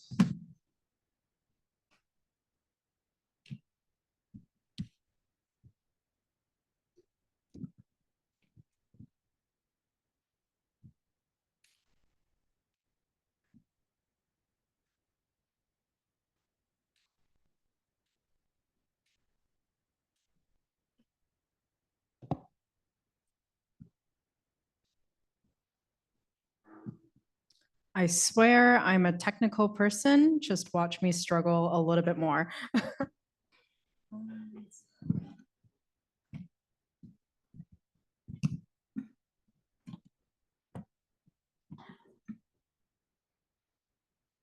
Cool. There we go. How's everybody doing tonight? Thumbs up? Thumbs down? Okay. Who here has heard of RAG before? Okay, so we've got a room of experts. That means that I have some tough questions coming up, but I will do my best to answer them well. So I'm a data engineering person, and so a lot of what I do is going to be talking about the mix of both worlds here. I'm going to be talking about metadata lakes, and it will kind of follow this theme of the last few weeks if you've been kind of keeping up with Snowflake and Databricks in terms of how metadata is going to be used in the future in terms of AI enablement and what we might see in terms of the next generation of architecture. A little bit about me. I am a product manager at a company called DataStrato. So we do an open source, multi-cloud compatible metadata lake / data catalog. And I also organize a bunch of other different groups and things. I'm an ambassador for several different groups. I won't go into this too much, but I really am very vehemently passionate about open source and what true open source actually is. And if you get me in a corner and you ask me to talk about open source, I will literally talk your ear off. I will try not to be on my pedestal too much today, though. But a lot of what I'm really interested in terms of just technical curiosity, is that intersection between data engineering / data ops, DevOps in terms of deploying machine learning applications, but also machine learning. How can we get all of these teams and organizations talking to each other and make them sort of interoperable? Because we're noticing that machine learning is having a lot of scaling issues. In terms of what I mean by that, though, is a lot of the RAG pipelines that we see in demos and applications are actually not that scalable. Proof of concept RAG that we oftentimes see 90% of the time is pretty limited. For me, I said again that I'm kind of a data engineering infrastructure person. So that step A, that seems really simple, is actually really hard. And arguably sometimes 90% of your work is just getting the data to a place where then you can actually run your RAG pipeline. So in this particular diagram, we're assuming that everything is in a single data store, that it's a standardized format that has no data quality issues whatsoever, because that's never an issue, right? And that we don't have to worry about version control, and that it's probably coming from just one single source. It's not kind of aggregated in any sort of way. And it's only then after that everything is perfected at that level that we're then able to extract information, run our chunks and deploy whatever, LLMs that we want to in that space. So who here is familiar with the concept of data products? Not that many. So in modern data architecture, we see a lot of times this concept called data mesh. So if you know of a data warehouse, which I'm sure you all do, everything is centralized and structured. But over time, we've kind of gone back and forth between these lake and lakehouse formats. And in sort of this very, interesting place now where we're playing around with this idea of data mesh. I say playing around because not everybody does data mesh correctly, but it's this idea that the team that uses or generates data should sort of own it and treat it as a product that's then served to other teams in an organization. And there's some issues around thinking that way in terms of how we actually maintain that. But I think that some of the core is actually really useful when you think of, LLMs as a product or RAG as a product, or actually machine learning applications as a product that we're then handing off to teams, right? So knowledge management within this space is actually incredibly difficult when we consider a RAG pipeline, when we consider the data that's going in and out. We have to version control it. We have to know the ownership. We have to know the legalities around it. Sometimes, there's much more in terms of just the sheer velocity of that data, especially when you're dealing with not just millions, but sometimes billions of documents at a time. We have to understand the distribution of that data that's coming in. We have to understand, the velocity and just the sheer amount and how it might change. We also need to understand the lineage. Documents change. People make edits to documents. We like to know that edits have been done in our documents and how it's been transformed over each step of the pipeline, even before it gets served, and the life cycle of that once it's in production. Where is this living? How are we keeping track of it? And that's a really important part for us to understand when we're bringing things into production. So the idea here is that just as sometimes we think of data as a product, we should also think of RAG as a product. How are we able to break this up into components that are then reusable for other teams, but also reproducible and are actually manageable in some sort of way? This has only become more complex over time as we've gone from simple to advanced RAG tuning techniques and how we actually optimize this. So in terms of how we actually decide to do this, whether or not it's just using basic RAG or if we're actually implementing multiple agents at a time, we still have to think about this term of governance and how we actually manage this and how we actually want to treat this over time. And so there's a lot of different ways that we've come up with to optimize, and that's a very great R&D thing. But in practice, it's actually pretty messy, especially when we have lawyers. Some other challenges in RAG development that have come up, even just beyond governance, is of course finding that trade-off between, complex querying, especially with this rise of knowledge graph RAG, and actually having good performance and trying to find the right chunking size and how we synthesize information across different modalities, different data stores, even before it gets fed in. And of course, performance is a really huge one that we look at as well, and it can come in different places that we look at. The data privacy and security, whether or not we're working with encrypted data, secure data, health data, somewhere around that, we need to make sure that the implementation is safe. And of course, over time, as we deal with continuous learning, how are we integrating new data and how are we able to update our systems and pipelines? This becomes extremely difficult when we look at this idea of data silos. So if anybody's worked in an organization in some sort of data capacity, maybe you've seen some ugly data stuff. I've certainly seen a lot of ugly data stuff, and I don't think it's really that avoidable unless you have a tiny amount of data that's tightly controlled, aka you're doing the same thing that's in that POC. So across multiple clouds, across on-prem and public cloud, cloud-native infrastructures, geo-distributed infrastructures. So you might have a data center in the US, you might have a data center in South America. All of that data can live across different places in different formats in different ways, and we need to kind of integrate across all of that. And that is kind of that first step that oftentimes gets overlooked, but it's a really big one. There's also other types of silos as well, other than just technical silos and format silos. We have a lot of cool solutions for technical silos like open table formats, other standards, but operational silos can also come in when we have different teams that are not really set up to communicate with each other in the right way. And also just generally, we are dealing with a lot of extremely heterogeneous data today compared to maybe 10 or 20 years ago. The architecture has also become incredibly messy. When we look at architecture diagrams, they seem very straightforward, but oftentimes we're working with both legacy architecture alongside modern architecture, which is extremely difficult to manage. And of course, in machine learning development, we oftentimes have very specialized tools that can be its own silo. So our own, machine learning pipeline orchestration, our own machine learning pipeline package, interface. And oftentimes not many other developers know how to access or use these tools, and these tools can sometimes not be optimized for use in, like, say, production environments.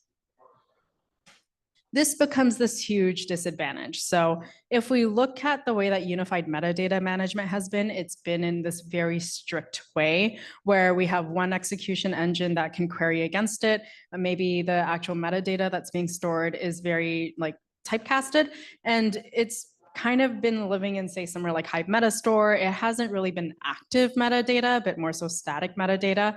And not only that, but it hasn't necessarily been plugged into machine learning architecture in the way that we do. So metadata should really be, in my opinion, the common language between all of these tools that kind of converge together, where it's agnostic in a vendor neutral way that can then enable an end-to-end view of your lineage, and also just enable, other innovation as well.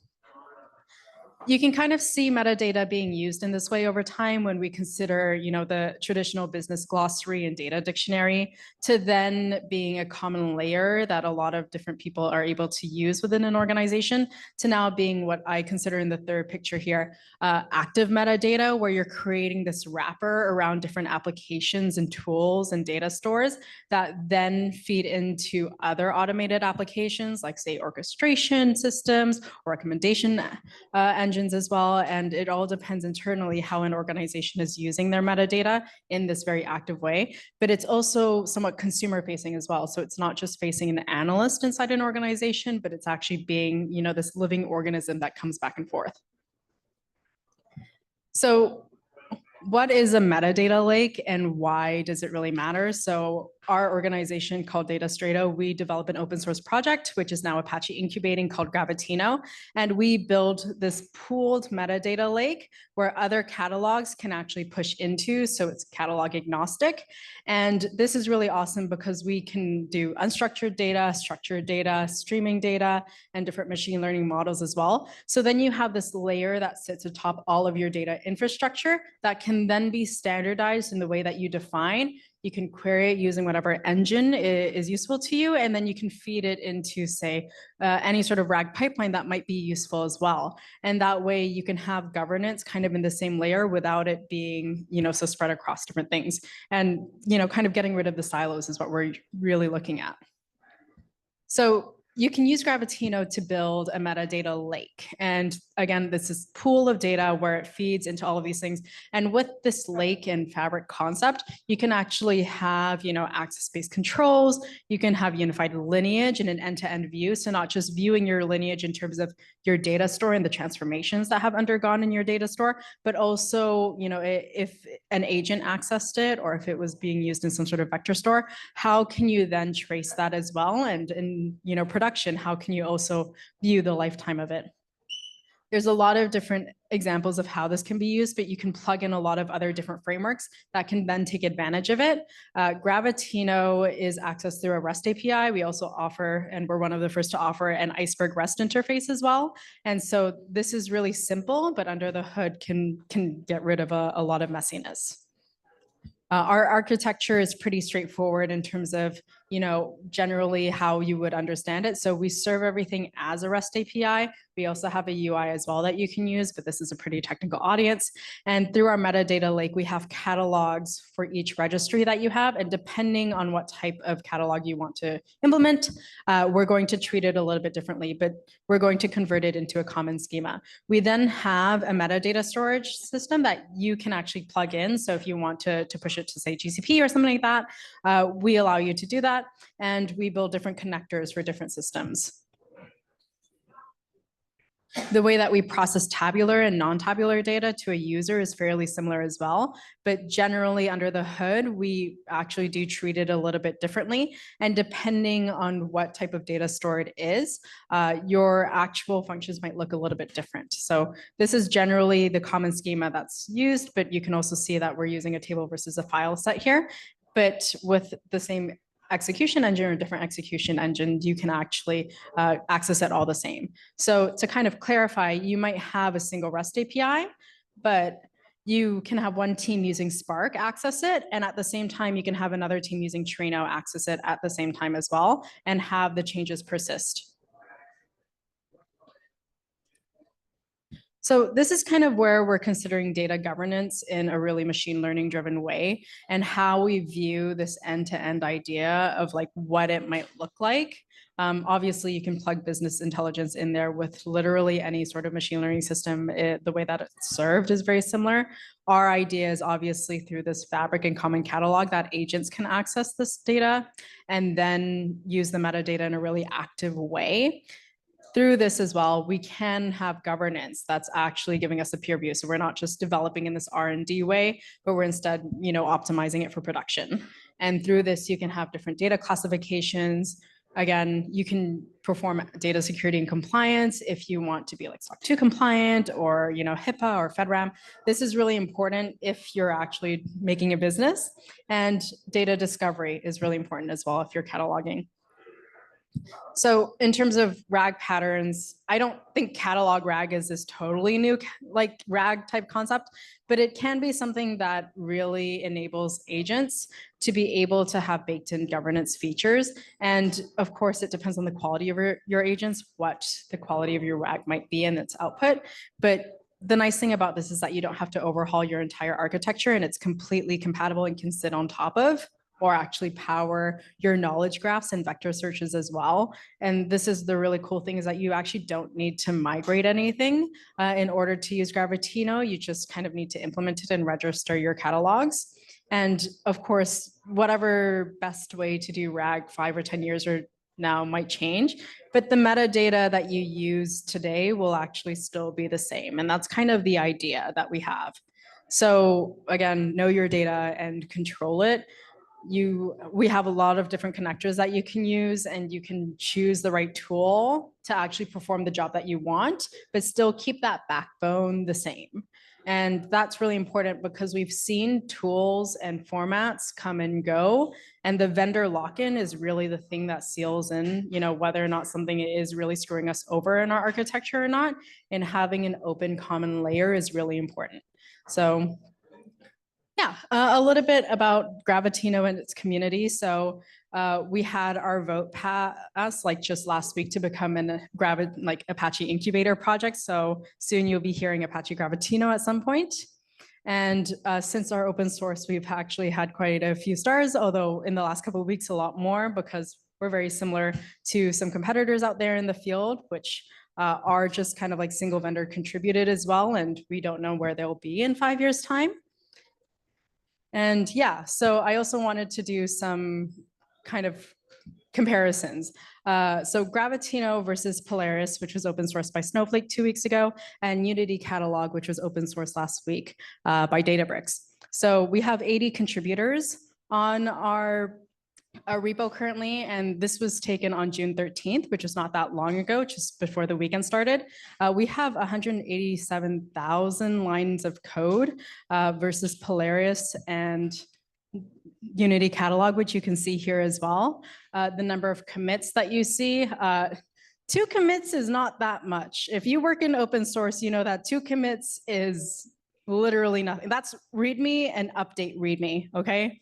So we have over 1,000 commits on our repo. We've been working on this for the last year. And yes, we have almost 4,000 issues, which means that we are constantly finding new things to improve. And compared to the 1 issue in Polaris Catalog, which cheeky little thing, my founder created that issue because he said, where's the code? There's nothing here, even though it's open source, and 6 issues on Unity Catalog.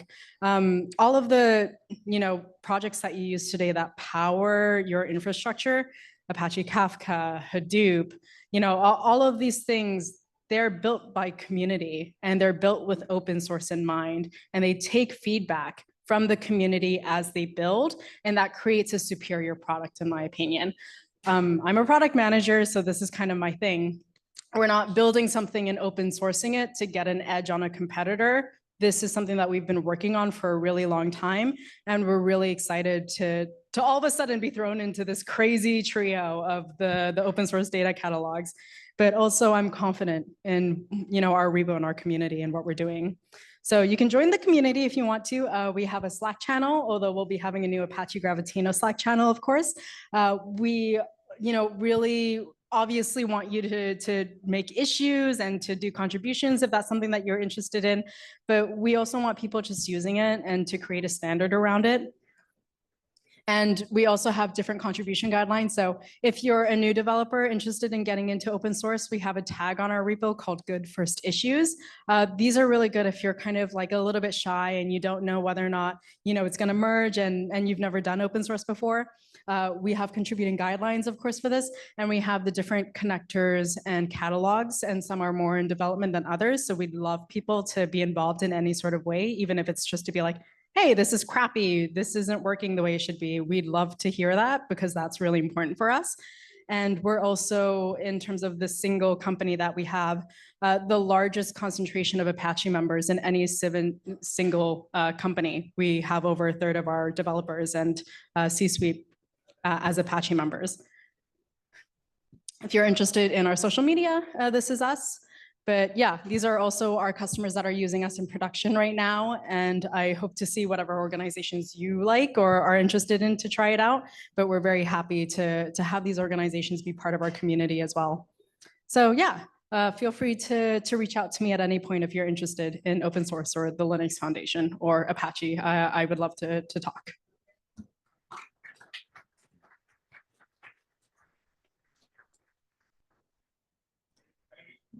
We are hiring. We're hiring biz dev and engineers. Do you want to come work for us? All right. Any questions for Lisa?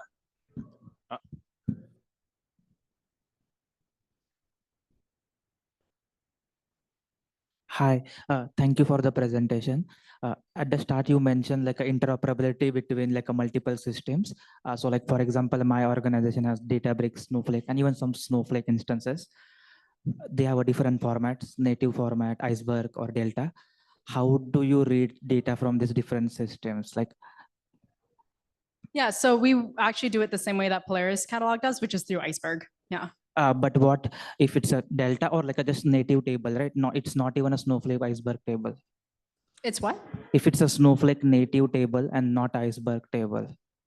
Yeah, so it does have to be converted to an Iceberg table. We'd like to build a direct Snowflake connector, but it's something that's in our enterprise edition. And what about Delta? Delta Lake, yes, we currently do support it. Okay, thank you.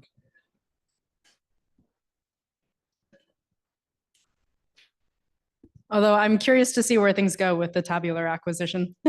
Great question. I'm also wearing a tabular shirt. All right, any other questions? Oh, yes.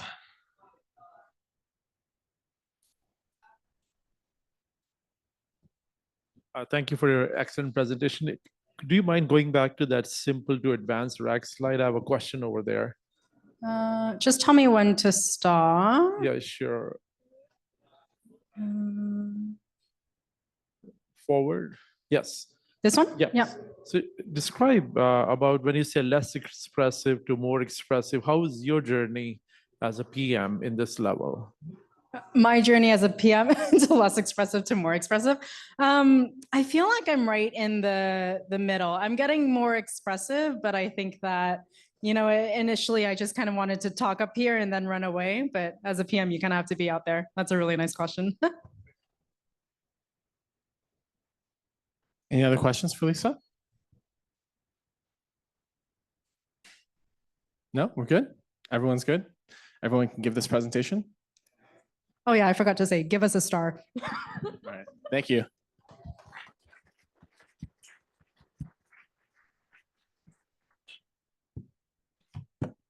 Great job.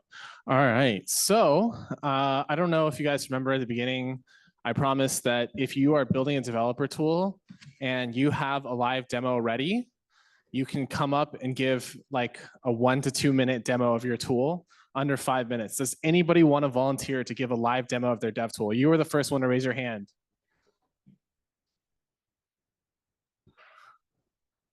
Brave souls. This is great.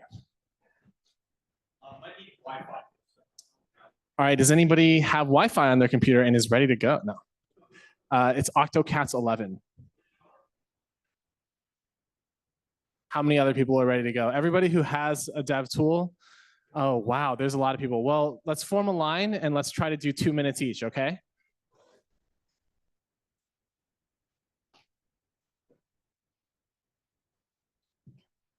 Brian, this one's for you.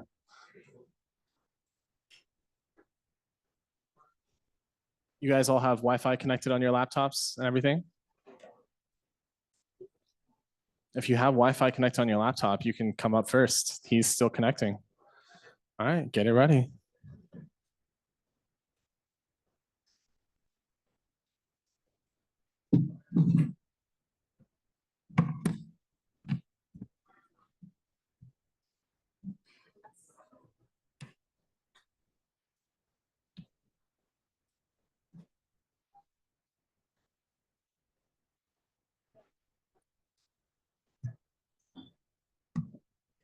Go for it.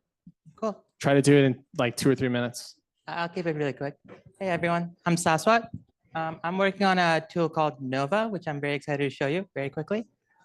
So Nova is like, if you think of the spectrum with tools that help developers code tools and develop tools, you can think of like Copilot on one end of the spectrum, Devin on the other, and they're pretty far away from each other. Devin tries to take out the whole, like do everything, while Copilot just helps you with the current line. A little bit more if you're using Copilot++ or Command K, right? To try to fill in the gap, Nova is a tool that works on local folders and is able to, given a goal, construct a plan, understand the entire context of the code base, and create a set of changes for that. This takes more than a couple of minutes to run, usually 5. So I won't go through a live run of that, if that's cool, but I'll show you guys what a completed run looks like.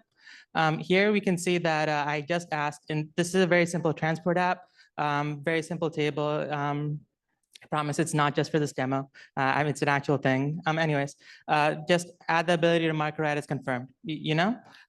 What Nova will go through and do is understand the project, figure out like what the coding standard is, like how things are written, and it'll figure out the like proper files to like edit, and it'll go through and generate diffs for each of those files. Yeah, any questions? Awesome. Let's save questions for at the end. You guys can all come swamp him with questions if you would like. Thank you. Next contestant.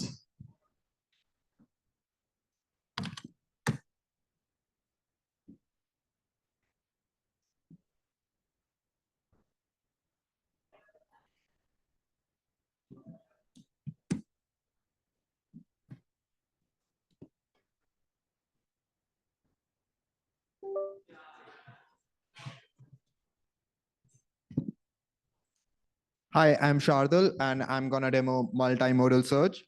So basically, if you have a data containing images and text, so you can search with single search query. This is one of our customers' website. So I'm gonna do a search on the search bar, type in Pokemon, and you see the text doesn't say Pokemon, the images have Pokemons in it. So it detected automatically. I can also search for keyword-based search using the same query. Let's select this one, vintage silver.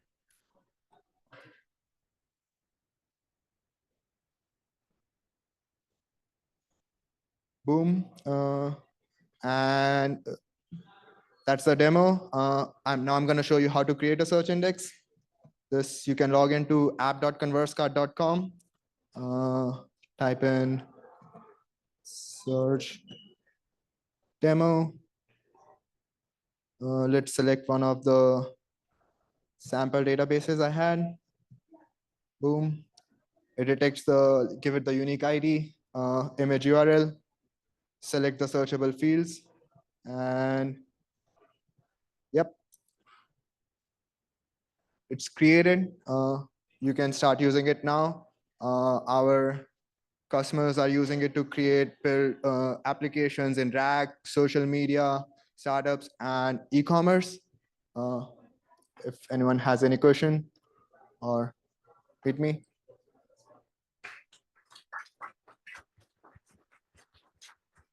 Thank you. Anyone who has questions can mob him after.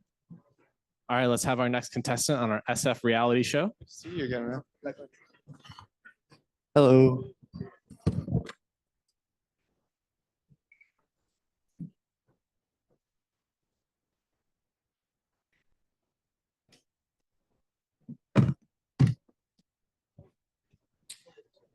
Hey, how's it going? I'm working on DevDocs. So, okay, do I have to allow, I guess, okay, hopefully that's not a virus. But hey, I'm working on DevDocs. So it's like a super simple problem is like, as an engineer, I don't always love like documenting all my code and my SDKs. I'd rather be like more excited about shipping. So we're basically built, there's like a keyboard thing. So we're more excited about like how can we automate the generation of documentation. So this is actually our own documentation site that was generated using like AI. And if you like the look and feel, we're actually open sourcing this. This is like a docu-source template, but all of this was actually generated by documentation, or excuse me, DevDocs and like AI. So essentially we go off like your code and your code base to basically generate documentation for you. The other type of documentation other than let's say like external API or SDK docs is sort of like onboarding documentation.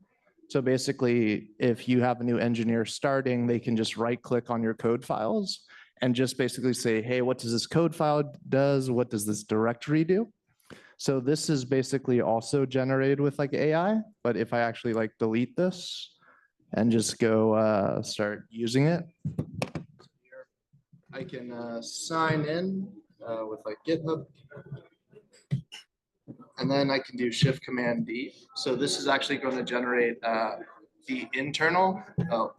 This is actually going to generate the documentation on the actual code file. And as you can see, like I was like a little bit nervous for a second, but you can see it's actually generating.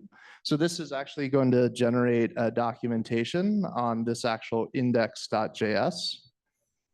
So this is like great for like onboarding your engineers. But if you're like, hey, I want to create like external API docs, what you can actually do is come in here. You can say, why don't I just put this like GitHub?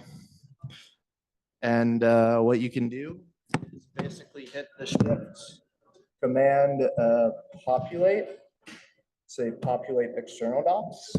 And this is basically going to go all over your whole code base and then generate like all your like documentation for something like if you wanted to create like a documentation experience like Stripe or other like products and stuff. So if this actually works,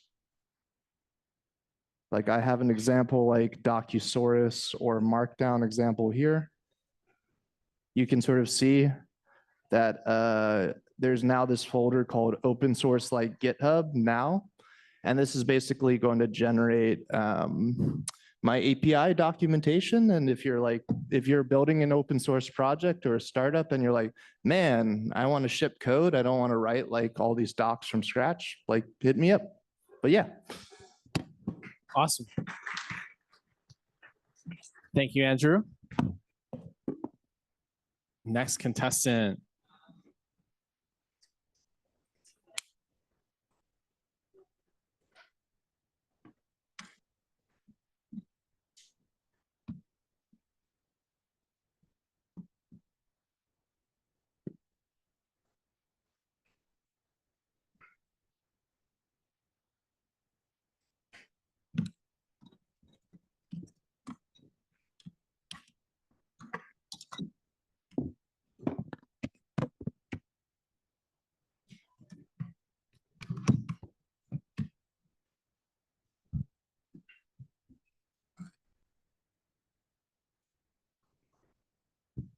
All right, so we don't have video for this Alienware computer. So instead, I'm just gonna show what I can this way. So I've been working on an audio classification tool. I'm putting together a data set for tagging home automation sounds. So you can feed it into Home Assistant. So being able to recognize individual doors in your house, not just a door that's opening or closing, but tagging specific appliances, specific doors throughout your place, and find MQTT events to run your lights. This is a tool that allows you to go through visually each piece of your data set that may or may not have been classified correctly. And you can visualize it as a waveform or as a MEL spectrogram, and either accept the default with keyboard shortcuts or work your way through and manually select the correct classification. I'm currently in heavy development for it and posting it to GitHub shortly, but if you're interested, you can find out more by finding me on GitHub at KK4TEE or looking me up as Seth Perscale. Thank you. Thank you. All right, next contestant, please. There's been a request from the audience to introduce yourself, like say your name, and tell us a little bit about how long you've been working on this.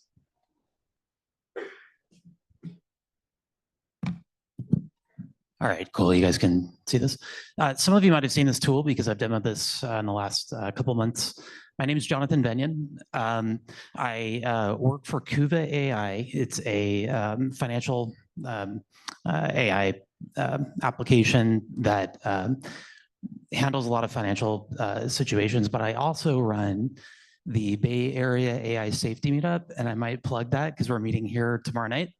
We tackle all aspects to AI safety. But I wanted to demo a quick tool, and I'll be really quick about it because, I don't know, we have a long line. But I did this tool that'll allow you to search dev tools and parse out the hype from non-hype, because obviously we're hit from dev tools messaging all over the place. There might be like 5 new dev tools every week. And if they have anything running in like news or marketing, you can take this tool and parse out logical fallacies from their marketing, which I think is a good sign of not being a good dev tool. So anyway, so I was going to search a couple tools and it didn't find really fair results because it would, in theory, like slam the tool in front of you guys. So I'm just going to search NVIDIA stock, and then I'll show you what was behind the scenes here. But this uses SERPer to analyze news articles in the last 7 days and parses out logical fallacies that might be associated with that. So you could totally do that if you hear about a new tool that might sound shady, it might be legitimate. And then if it sounds legitimate, it also might be shady. So you can find out by way of this. This is a simple RAG application that loads, first of all, URLs using the SERPer key and loads HTML using the HTML loader into one chain in a sequential chain and link chain, and then uses the second chain to analyze the results and includes the counterfactual where you might also have like a weird analysis. And so the code's right here. If you go to fixednews.ai, I designed this to look at news stories, but you could use this also to parse out any kind of a weird dev tool or non-weird dev tool and find out how shady their marketing might be. That's it. Cool, thank you. No problem. All right, our next contestant on America's Hottest Startup. Might want to. Remember to tell us your name and how long you've been working on this. Hey, I'm Naren. I'm a co-founder of Unstructured Extract. I've been running this for a little more than a year. Just a second.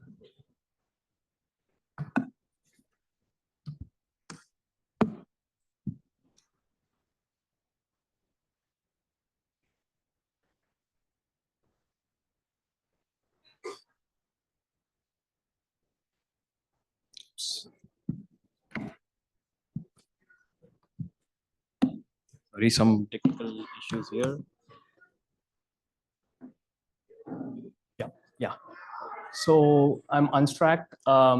So we automate the unautomatable. So we it's a open source no code platform to extract data from unstructured documents at scale, and you could deploy it as a API or a ETL pipeline, and it's open source, and you can just try it out. And we are at 193 stars, and I would be glad if we hit 200 today.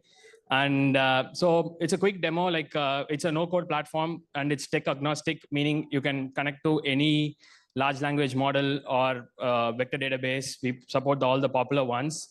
And then you might be, when you're structuring data, you might be using, like if you're processing, extracting from unstructured documents, you might be writing the prompts in IDE, but IDE is not, like programming IDE is not built for writing prompts.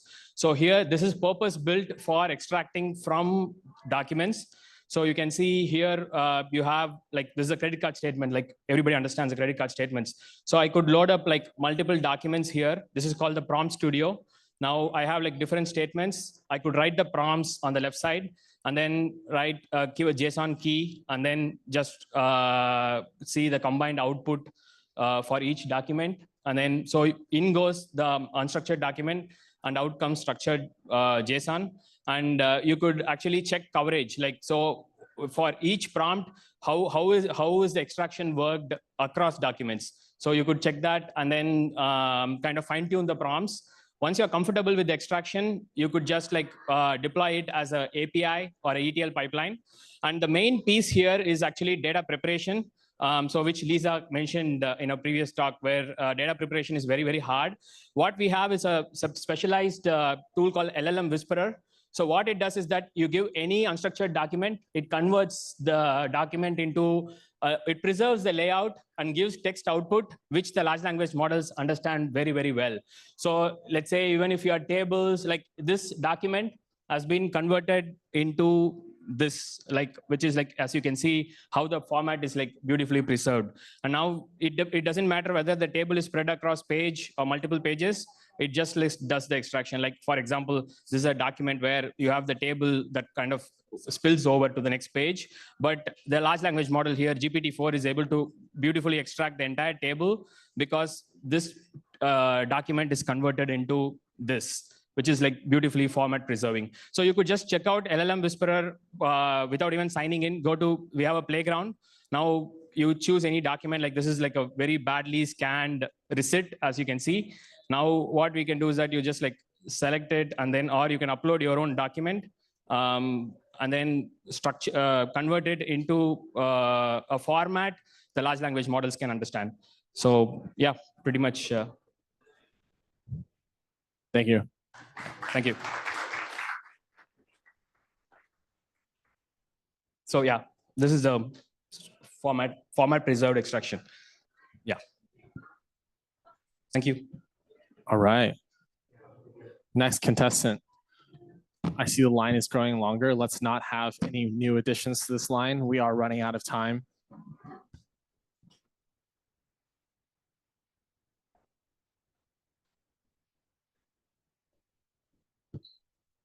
Yeah. Hi, this is Hailong from lu.ma, and we are building this for over a year. We just, last week, we released this product for public preview, so you can go to gru.ai, you can just try that. What we are building is an AI developer that can do tasks for human developers. For example, we can support Python, TypeScript, Java, Go. I'll try a Java task. For example, you don't know how to use Apache POI framework to generate Excel. Imagine your boss assign your job, and you can reassign the job to Guru to find out how to do that. And Guru will break down the job, try to search the web or whatever. If he know already, try to evaluate, run and test the code for you. In the meanwhile, I'll just show you an example I just ran when I was waiting in the line. So for example, you don't know how to use a GitHub CLI command line to query GitHub issues. You can ask Guru to write the GitHub CLI command to you. And in the process, Guru will ask you for the GitHub API token the authentication. You need to give him the authentication, and it will finally find the query issues for the semantic kernel. It's an open source project, and it will give you a deliverable how to do that and exactly example output from the GitHub. And now we can go back to this task. He's coding Java. You can see the process, the end command, the XML, the output, everything. So it maybe take it's completed, and it will summarize all the deliverable for you. You can see the code that is verified, tested, and you can just use that code. So hope this product will help developers' life easier. Thank you. Thank you. Nice, short and sweet.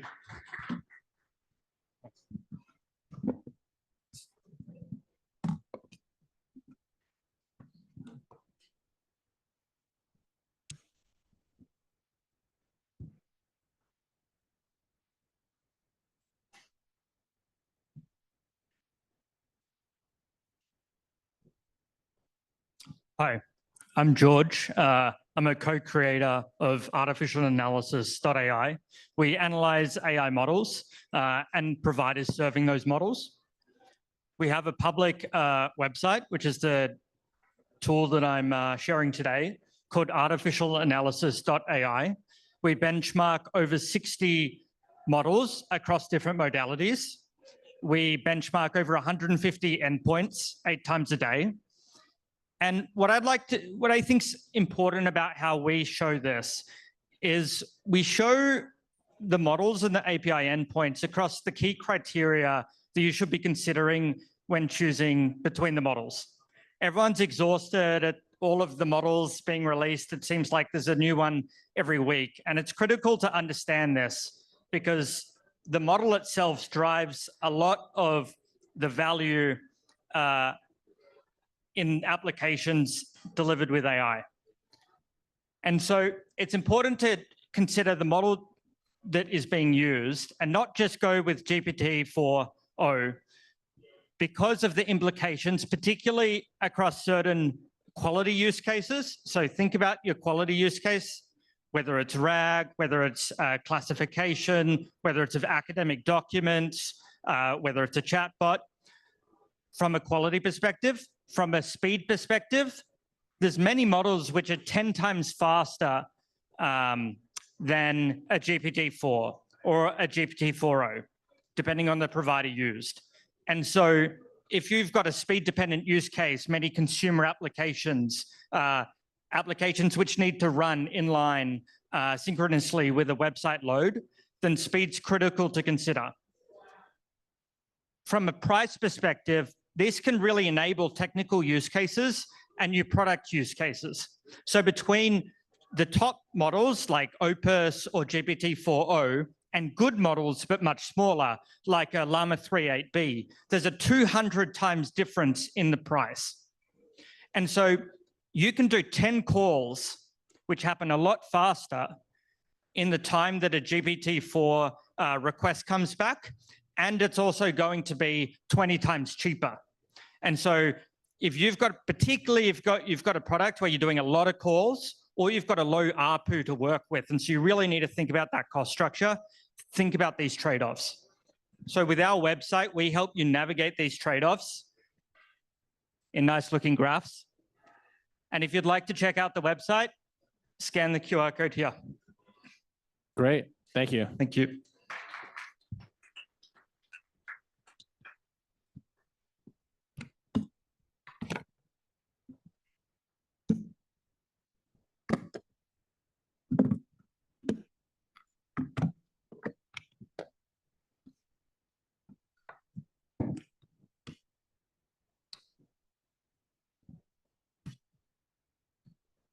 We good?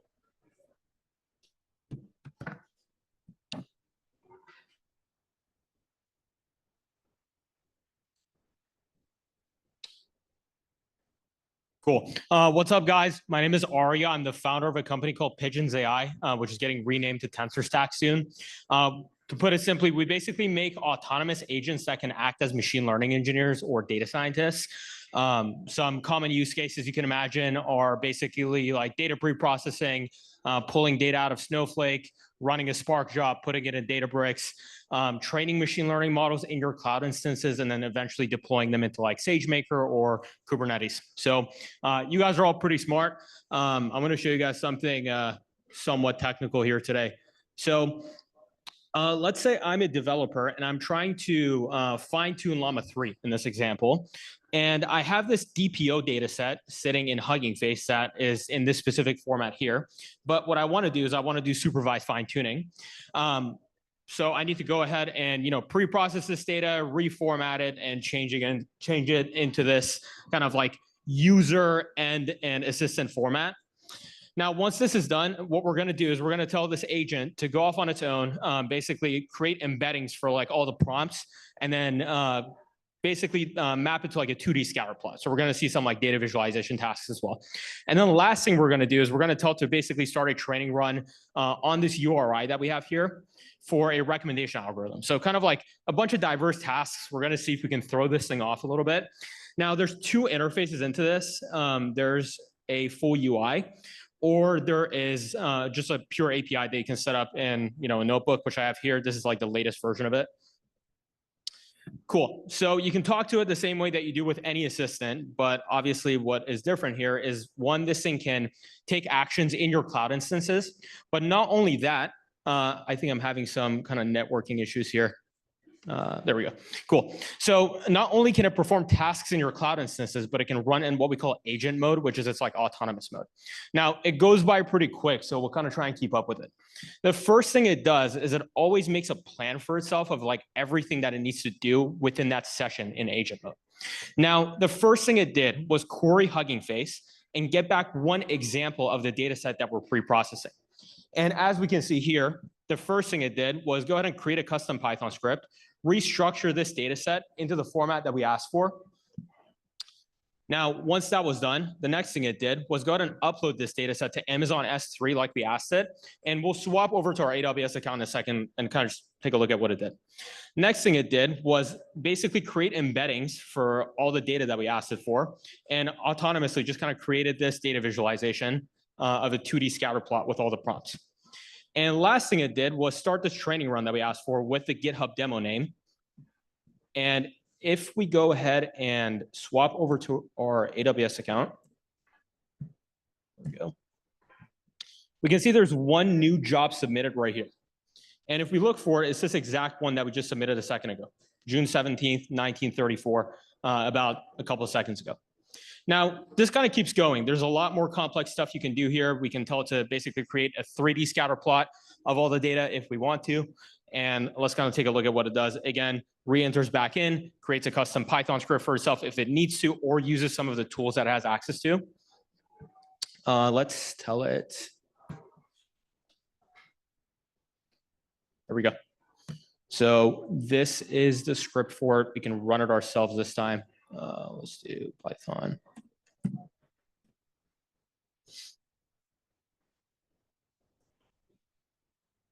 Take 1 second. There we go. Let's tell it to do it one more time. It gets confused sometimes. But anyways, this is kind of how it works. It's able to just do these like random tasks on its own. It is fully integrated into like all the different cloud instances that you would typically use. We'll go ahead and kind of look for this data set as well that it uploaded a second ago. And yeah, that's just kind of how it works. Awesome. Thank you. All right, I believe this is our last contestant on America's Next Hot Startup. Thank you. Or maybe last two, last one, last two. Last two. I don't know. There's three people and there's two other people in line, but I know one of you guys doesn't have a laptop. I'm using his laptop. You're using his laptop. Okay. Very nice man over here. Okay, hello. You should charge them to use your laptop. Okay.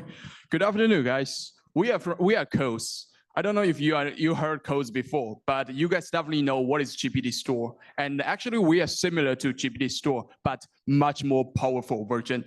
So you can see in this platform, we are actually offer an AI agent platform, including a lot of different category, learning, coding, efficiency. No matter you want to use the AI agent can generate image or can help you to change the code, or even you want to have an AI girlfriend. We offer everything over there.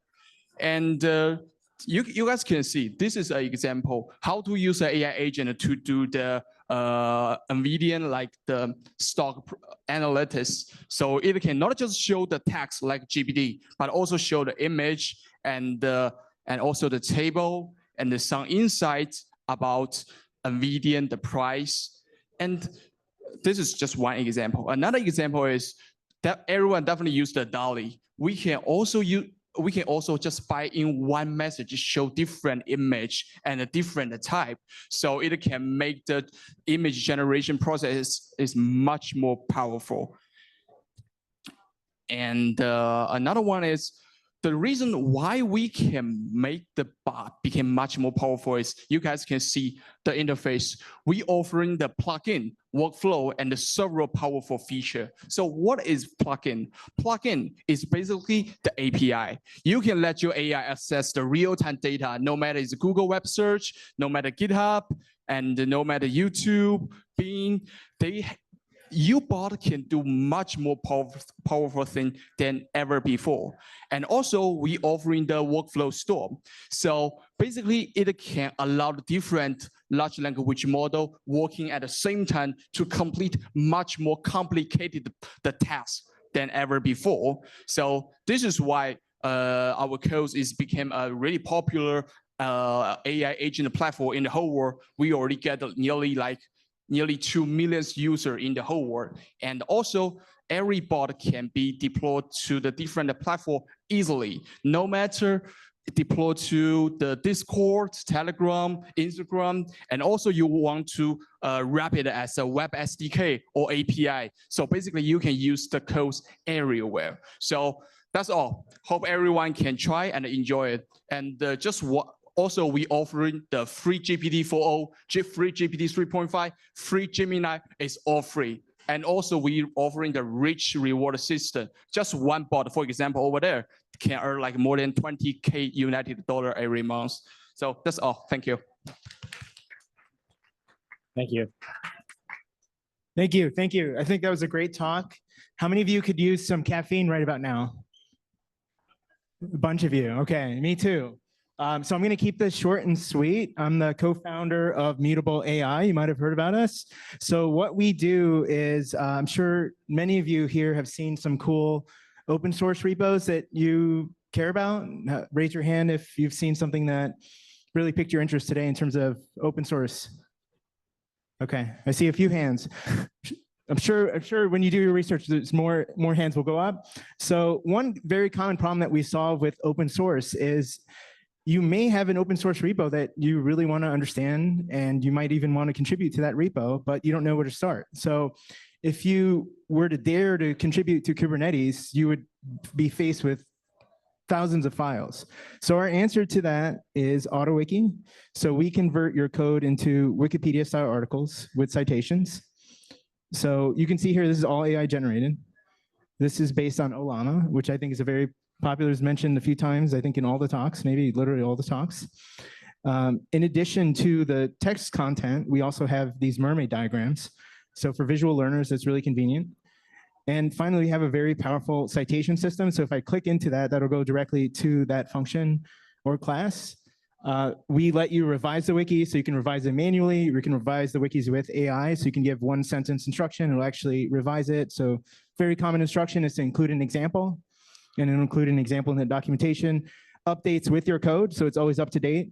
And very soon we're adding a chat. So I'll let you know one of our secrets. So RAG, technically it is RAG. RAG doesn't work very well using vectors. We found that certainly in the code gen use case, it just doesn't work.